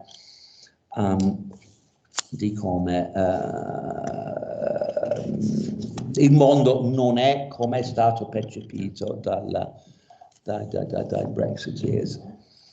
Allora, Guglielmo mi ha detto che ho 4 minuti, quindi cerco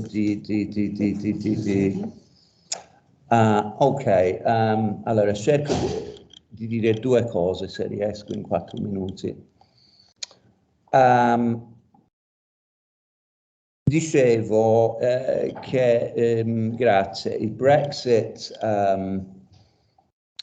non è una cosa che si è concluso con il referendum, che era possibile tornare indietro anche dopo, ma grazie a una serie di errori strategici, perché nell'ordinamento britannico, fra l'altro, i referendum non sono vincolanti dal punto di vista legale. Politicamente va bene, però legalmente no, e anche dopo il referendum c'era una maggioranza alla Camera dei Comuni che era contro la Brexit e potevano anche impedirlo attraverso un secondo referendum, eccetera, eccetera.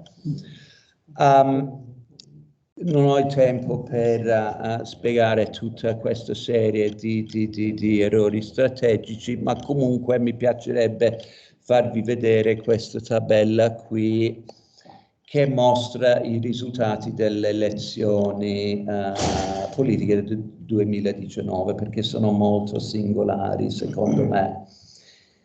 Perché questo forse era l'ultima occasione per fermare il Brexit, no?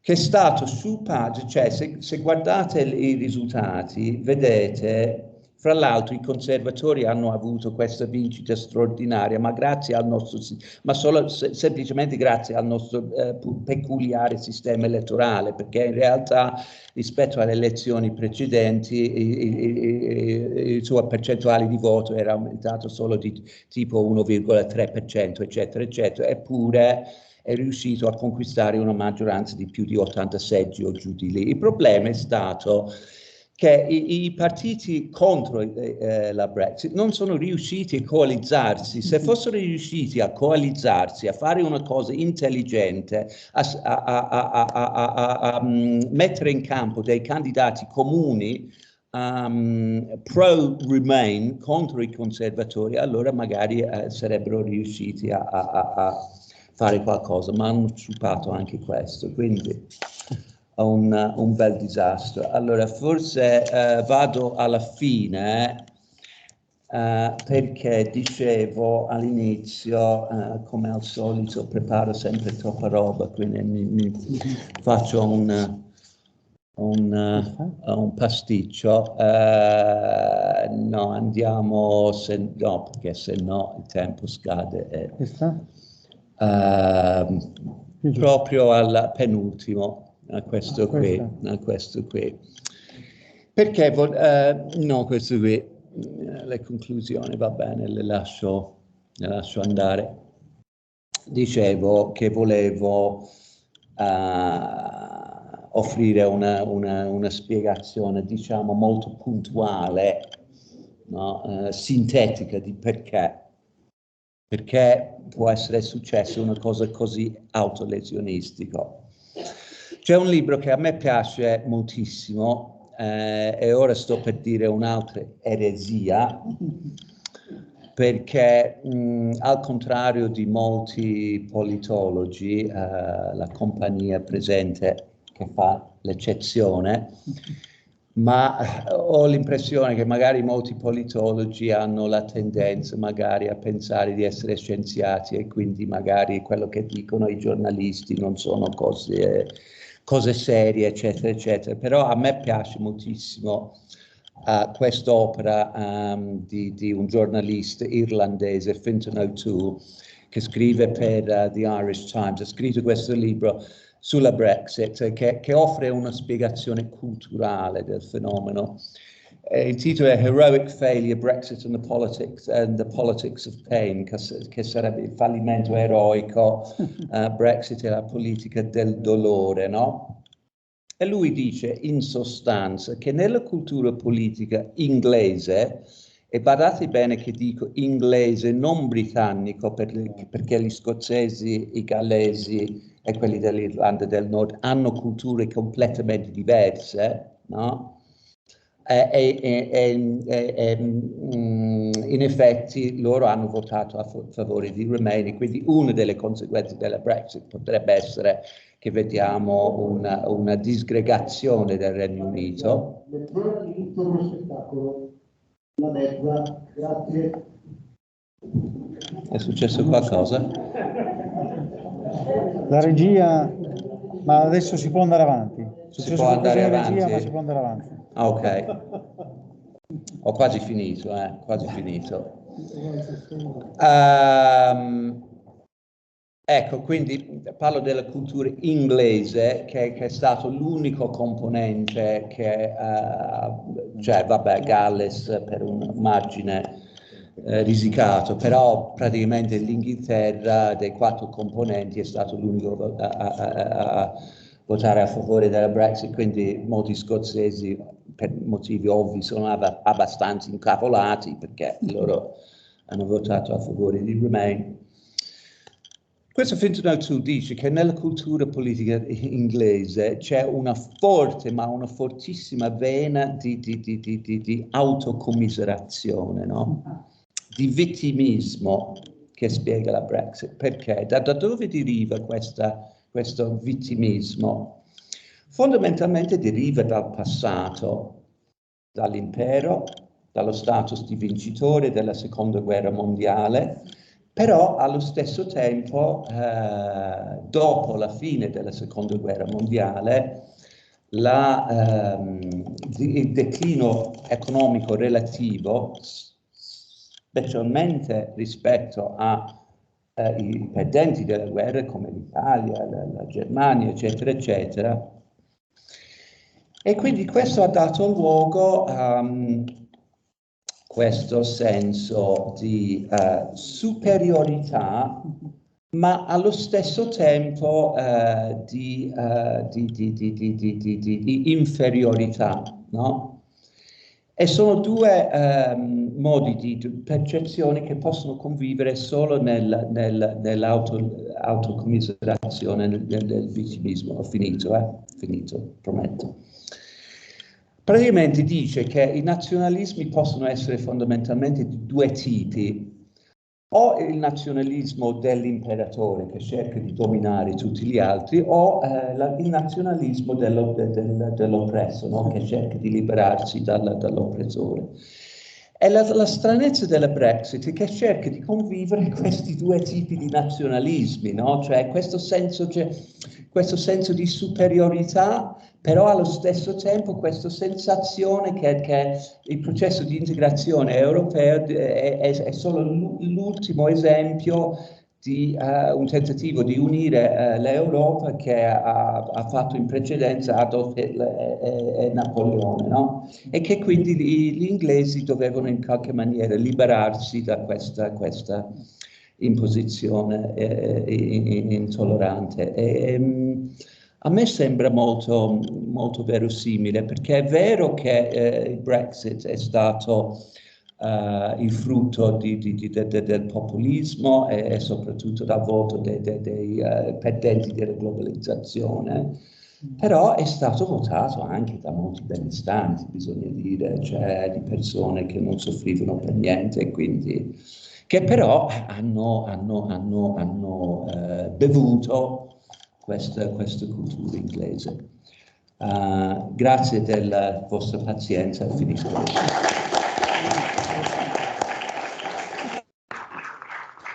La parola adesso al professor Fabio Turato, che è docente e professore di relazioni internazionali.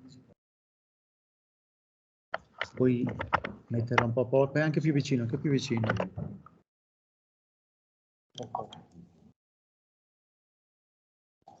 Bisogna passare alle ultime diapositive per la regia e poi concludiamo, cioè le diapositive di Fabio, del professor Fabio Turato, che sono indicate con numero 4, Fabio. Sono già indicate, benissimo, benissimo. Buon lavoro al nostro amico di Limes, perché in realtà qui sono anch'io partigiano un po', perché Turato è della squadra, quello più di Limes, diciamo, anche se anche Ivo è un fondatore, quindi comunque buon lavoro Fabio. Grazie Guglielmo. Quarto d'ora come gli altri e poi chiudiamo. Grazie Guglielmo, adesso vediamo partire e di cercare di continuare e concludere magari con qualche risultato questo lungo percorso. Non si sente? Ah, vicino, forse. Vicino. Va meglio così? Ok. Dicevo, continuiamo questo viaggio cercando di arrivare a qualche conclusione, tornando alla questione dell'Europa e a questioni più legate al presente anche. Poi analizzeremo in modo particolare la questione, diciamo, della geopolitica, della situazione attuale che viviamo in relazione alla questione russo-ucraina. Ecco, la cosa interessante, diciamo, da cui volevo partire era... Passare all'altra immagine perché... Adesso. Ok, era la nostra collocazione di europei nel mondo. Ecco, diciamo, questa immagine, peraltro piuttosto generosa, perché diciamo, dal punto di vista geografico, come dire, il fatto di collocarci in questa mappa ci favorisce, no? Sappiamo che l'Africa è rappresentata in una misura abbastanza contenuta, no? È oggettivamente più grande, e soprattutto noi tendiamo a rappresentare la nostra soggettività nel mondo al centro delle mappe, e già questo ci deve un po' mettere sul chi va là. Sappiamo che il baricentro internazionale si sta spostando sempre più verso il Pacifico, ma noi ci siamo accorti di avere una nuova soggettività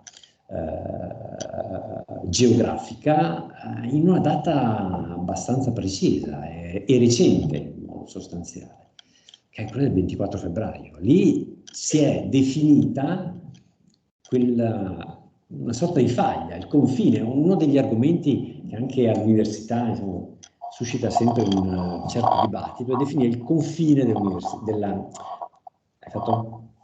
confine dell'Unione Europea. Il confine dell'Unione Europea è una cosa un po' strana, nel senso che se è facile definirlo nella sua parte occidentale, è sempre più complesso definire il limite orientale. Ecco, oggi viviamo una fase dove, nostro malgrado, siamo riusciti, magari con il contributo di altri, a definire questo limite.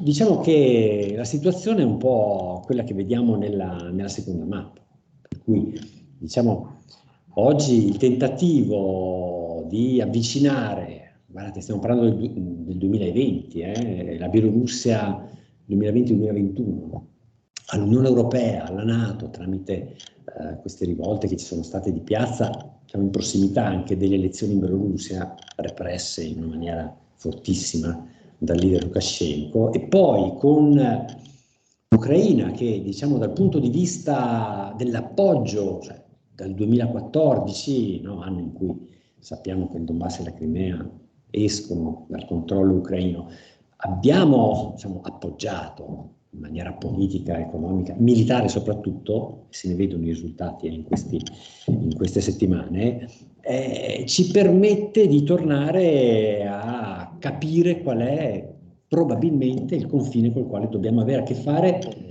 anche in futuro, cioè che è questo sostanzialmente, che si sovrappone per ora con quello della NATO.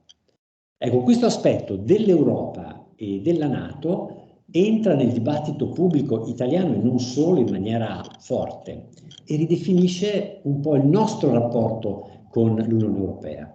Tutto questo caratterizzato da circa 3 anni di un dibattito pubblico che è fortemente caratterizzato da un linguaggio di tipo bellico, a partire dal Covid, arrivando oggi alla questione ucraina e domani vedremo. Ecco, questo aspetto della guerra è interessante perché soprattutto noi italiani l'avevamo espunta dal dibattito pubblico, come in parte accennava anche Luigi Ceccarini in precedenza.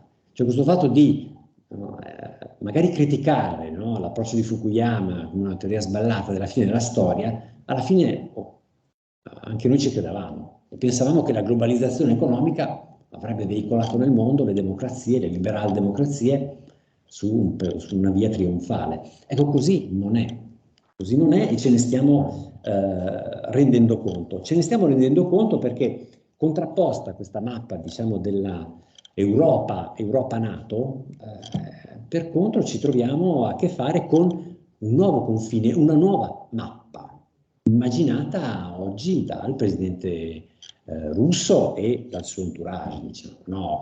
La Ruski Mir è sostanzialmente questa comunità russofona, russa, diciamo, nel mondo. In buona sostanza rappresenta, come dire, una sfera di influenza culturale e geografica della Russia fuori dai confini che oggi riconosciamo a quel paese. Tanto che Vladimir Putin è arrivato a dichiarare più volte che qualora la minoranza russofona si fosse sentita in pericolo, lui si sarebbe sentito legittimato a intervenire, come vediamo intervenire militarmente in Ucraina.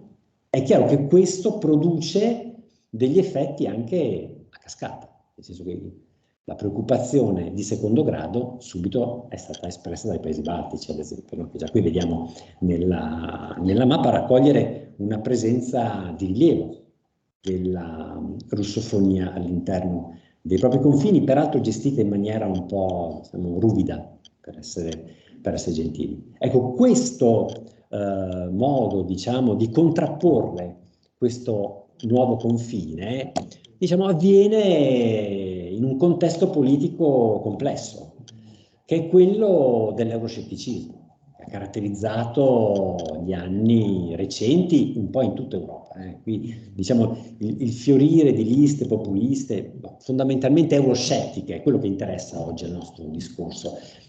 Vuol dire, non dobbiamo nasconderci dietro un dito, è stato appoggiato dalla Russia in maniera marcata, no? Se c'è una iniziativa valida messa in campo dal Servizio Esterno di Azione Europea, che è quella perifrasi, no, che a Bruxelles si utilizza per definire quello che noi chiameremo impropriamente Ministero degli Esteri europeo, che non esiste, ecco, l'azione di Servizio Esterno dell'Unione Europea ha elaborato proprio la messaggistica, i messaggi che arrivavano a definire e costruire questa immagine euroscettica all'interno dei paesi europei. È chiaro che se noi singolarmente, come singolo paese, ne diamo una lettura nazionale, magari continentale, ecco, dall'esterno noi non immaginavamo che le nostre divisioni potessero rappresentare una risorsa politica, forse strategica, sicuramente tattica, per altre potenze, perché il discorso, il concetto di potenza noi l'abbiamo espunto dal nostro dibattito. Per quello che dicevamo all'inizio, l'Europa nasce dalla pace, ok? È Spinelli, è il federalismo. Dunque la guerra non è, diciamo, oggetto di dibattito, come se fosse opposta alla politica. Torneremo su questo punto. Ecco, i partiti populisti ovviamente non tutti questi, però i principali, diciamo, hanno avuto dei rapporti con la Russia. Non dico direttamente con Vladimir Putin, non serve, ma con quell'entourage, diciamo, di Russia Unita e quella galassia, diciamo, di interessi che ruota intorno al presidente russo. Dunque, Alternative für Deutschland, Front National, Lega, Movimento 5 Stelle, è innegabile, cioè che non abbiano avuto rapporti con la Russia. Geert Wilders, ad esempio, in Olanda, per non parlare della Brexit, no? Ne parlava prima Jim, anche lì, cioè, nel corso della campagna elettorale, a supporto dei Brexiteers, no? del Leave, c'era un profluvio di elaborazione di messaggi euroscettici che ricadeva sui social attraverso hackeraggio, azione dei troll, con l'intento di polarizzare il dibattito pubblico. Ecco, questa polarizzazione del dibattito pubblico era utile dal punto di vista russo. Perché? Perché indeboliva i singoli paesi europei, indeboliva l'idea stessa poi di Europa. Ecco, noi eravamo un po' lontani da immaginare che qualcuno potesse, come dire, utilizzare le nostre divisioni per un altro scopo. Noi eravamo, e siamo ancora oggi, spesso troppo concentrati su noi stessi. Quando abbiamo reagito? Ecco, abbiamo reagito con la guerra. E questo è un argomento interessante, perché poi, diciamo, quando anche in questa rilevazione che abbiamo insieme al prof. Diamanti e a Luigi Ceccarini portato avanti recentemente, 10 giorni fa più o meno, 2 settimane fa, ecco, la reazione comunque degli italiani di fronte alle sanzioni nei confronti della Russia è stata forte, c'è poco da fare, cioè c'è stato un ricompattamento che ha stupito noi, devo dire, in maniera consistente, ma non solo, perché la stessa Russia probabilmente dall'Italia si aspettava qualcosa di diverso, perché noi, c'è poco da fare, dagli anni 2000 in avanti abbiamo aumentato i rapporti, abbiamo stretto rapporti importanti, soprattutto dal punto di vista energetico. Mi fermo qua perché il resto un po' lo sappiamo. Tra l'altro trascurando che cosa? Quello che dicevo all'inizio, la nostra soggettività geografica, cioè in mezzo al Mediterraneo, agganciati all'Europa. Noi che cosa abbiamo fatto? Abbiamo guardato completamente da un'altra parte. Sbagliando? Non lo so, lascio a voi, diciamo, la risposta, oppure se ne parleremo assieme. Insomma. Però questo aspetto, diciamo, di ricompattamento è una novità, c'è poco da fare. È vero che questa, come dire, compattezza, dobbiamo stare attenti a non pensare che sia una questione di ordine globale, perché insomma i paesi che riconoscono le sanzioni nei confronti degli Stati Uniti non è che sia la maggioranza, vediamo qui un po' gli assunti. Lo stesso voto alle Nazioni Unite per la risoluzione di condanna nei confronti della Russia che ha invaso l'Ucraina, come dire, sì, gli oppositori sono stati 5, però paesi importanti si sono astenuti, no? L'India, la Cina, 13 paesi africani si sono astenuti, 56, insomma. Questo ci fa capire che la Russia non è propriamente isolata, dobbiamo stare attenti a non rimanere ancora concentrati troppo all'interno del nostro confine europeo, perché è cambiato qualcosa, cioè la guerra sta cambiando la concezione stessa dell'Europa.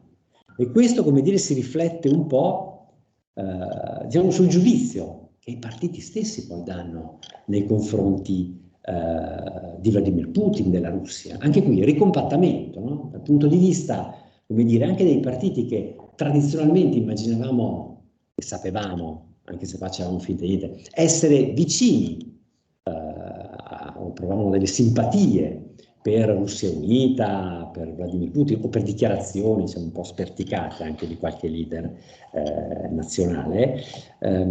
Ecco, a livello però della base di quell'elettorato qualcosa è successo, è cambiata questa sensibilità e un po' tutti i partiti hanno fatto, diciamo, i sostenitori, chi si esprimeva, diciamo, in linea con i partiti di cui vediamo un po' raccolti, cioè esprimono percentuali altissime sostanzialmente di condanna nei confronti della Russia e di Vladimir Putin. Ecco, questo aspetto noi lo ritroviamo poi anche legato alla questione europea della NATO, no? In parte prima ne parlava il prof. Diamanti, ecco, dal punto di vista politico il ricompattamento si riflette anche nel rapporto fra NATO e Unione Europea. Chiaramente viene privilegiata un po' questa vicinanza all'Unione Europea, probabilmente ci sarà, adesso vedremo in quali forme.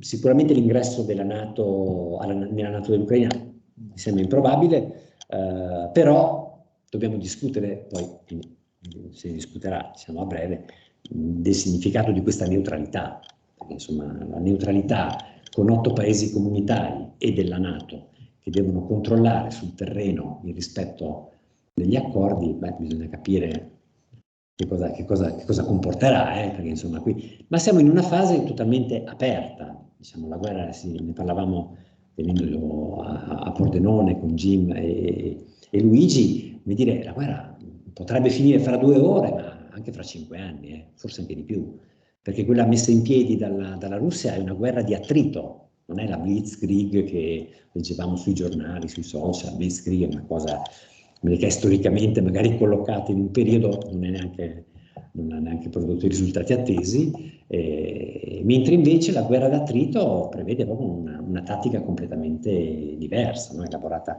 dal capo di Stato Maggiore russo, e di questa guerra riletta alla russa, no? Noi la chiamiamo guerra ibrida, ecco, i russi non la chiamano guerra ibrida, la chiamano guerra non lineare.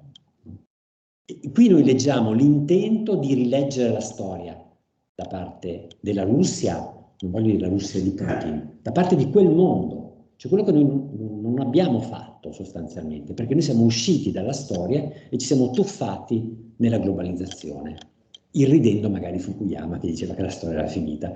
Ecco, la guerra oggi in Ucraina ci riporta di colpo nella storia, ma questo aspetto è interessante, perché diciamo produce questo, cioè nei confronti di Vladimir Putin, anche i partiti che tradizionalmente lo consideravano molto appetibile quale leader più o meno nazionale, vedono invece il crollo del consenso. E questo ci porta un po' alle conclusioni, cioè, che sono proprio logiche sostanzialmente. Qui vediamo un po' un paio di mappe, diciamo, su che cos'è oggi la guerra ucraina per noi europei, dunque flusso di profughi. Scusami, vero? Ecco adesso, no? Okay. Vuol dire flusso di profughi sostanzialmente e scontro sul terreno. Che cosa significherà? Questo è un aspetto aperto, possiamo dire, perché insomma il dubbio, la questione che un po' volevo porre è che in realtà sembra che la guerra stimoli l'Unione Europea, no? Addirittura la retorica della guerra, la retorica del Covid, questo aspetto la stimola in una maniera probabilmente nuova. Cioè, tanto quanto Spinelli diceva sostanzialmente noi eravamo usciti dalla guerra, avevamo imparato la lezione, dunque dovevamo fare la pace, sembra piuttosto che senza la guerra, forse non è il paradosso di Spinelli, senza la guerra non riusciamo a farla questa Europa. Prima con il Covid, linguaggio bellico, siamo tutti in guerra. Oggi con la questione ucraina, dove la guerra c'è sul terreno, qualcosa è cambiato.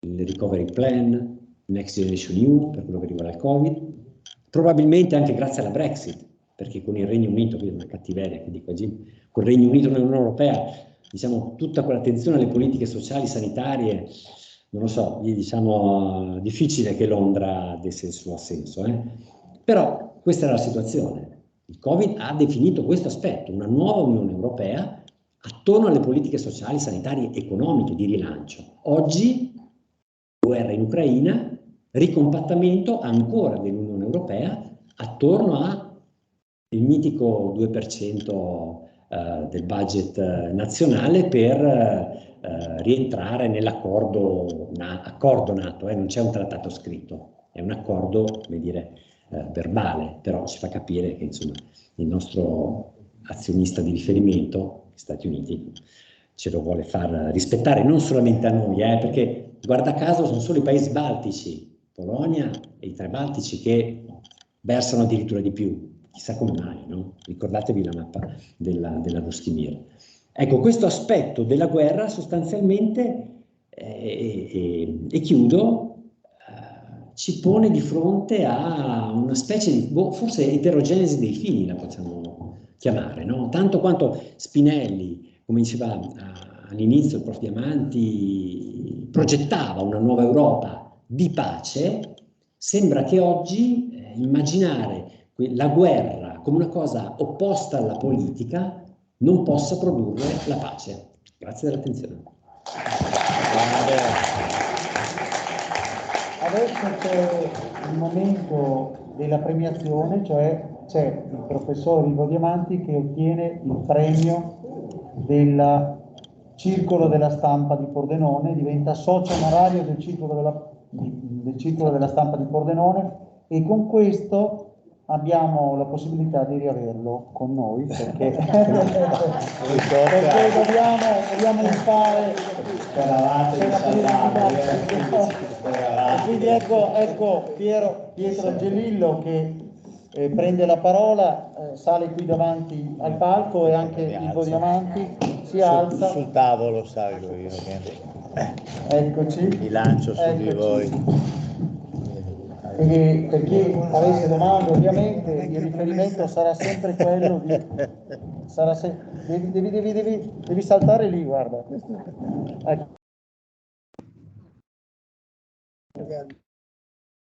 Ecco, questo lo tiene io. Certo.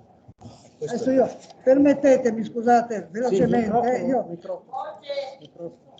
velocemente leggo la motivazione, scusate, leggo la motivazione che viene riportata sul diploma di socio onorario previsto dal nostro statuto. È un diploma di socio onorario che diamo a personalità del mondo del giornalismo, della cultura, dell'industria, eccetera. E tra l'altro nostro socio onorario è Guglielmo Cemolin, il cofondatore e presidente della vostra gloriosa storia, con il quale abbiamo l'onore di portare avanti dei corsi di formazione e degli incontri di largo interesse come quello di oggi. Ecco, sono dunque onorato di conferire questo titolo di socio onorario statutario al professor Diamanti, che seguo personalmente come giornalista e anche come lettore da quando ha cominciato a comparire negli anni '80 con i suoi commenti sui giornali, in particolare il Gazzettino. Allora, Ivo Diamanti, socio onorario, sociologo, politologo, saggista, accademico, è un'etichetta eloquente che dice molto sulla figura di Ivo Diamanti. Eppure non basta a definire la ricca attività di uno degli analisti più efficaci nel rapporto tra società e politica di questo nostro tempo irrequieto, alle prese con fenomeni e mutamenti sempre più rapidi ed epocali. Il suo lavoro, tradotto in studi, saggi e interventi giornalistici, non si limita all'analisi, cerca sempre la chiave di interpretazione dei fatti che stanno delineando il futuro. La politica, i partiti, l'intolleranza, la xenofobia, il razzismo, la identità nazionale, la cultura, la sicurezza interna degli stati, i rapporti internazionali sono al centro dei suoi studi, condotti con l'abilità del tessitore paziente e agguerrito, capace di confrontarsi con un'opinione pubblica sempre più smaliziata eppure condizionata e vittima dell'overdose di notizie, soprattutto informatiche della nostra epoca. Per questo impegno di eccellenza che lo distingue, il Circolo della Stampa di Pordenone si onora di conferire a Ivo Diamanti il titolo di socio onorario previsto dal proprio statuto. Evviva il direttore del Corriere di Pordenone, evviva Ivo Diamanti, premiato. Posso almeno ringraziarvi, è stato almeno quello, cioè ormai non vi liberate più di me. Grazie infinite. Devo dire che mi fa molto piacere per le motivazioni, perché in qualche modo in qualche modo riflette ciò che a me interessa, cioè io faccio ricerca, ho sempre fatto ricerca perché ho delle domande da pormi e non è per sfiducia nei confronti degli altri, ma un po' anche per quello, cioè, ma non sfiducia perché se tu fai ricerca, la metodologia è importante, se ti fai delle domande per darti delle risposte devi fare delle ricerche. Io in realtà negli anni '80 ho fondato l'istituto di ricerca che adesso si chiama Demos, ma comunque allora si chiama STEP, e ho lavorato con i miei colleghi, in parte allievi, adesso appunto colleghi, proprio per questo, perché avevo delle domande a cui volevo dare delle risposte. Guardate, non di parte, anche se mi rendo conto che è impossibile non avere una parte, non prendere parte, però a me interessa anzitutto dare delle spiegazioni e dare delle risposte ai quesiti che io mi pongo. Questo l'ho letto proprio anche in questo testo e contesto, mi fa molto piacere e mi onora, sono contento di nuovo. Grazie e alla prossima occasione che ci sarà, e quindi basta scrivere un'email per avere la possibilità di avere le risposte alle vostre domande, guglielmo.cevolin@uniud.it, e io girerò le domande ai nostri relatori, ma che comunque hanno già l'impegno di tornare. Grazie infinite. Però ci siamo riusciti lo stesso. Ecco, grazie davvero. La facciamo a cena, dobbiamo andare a cena.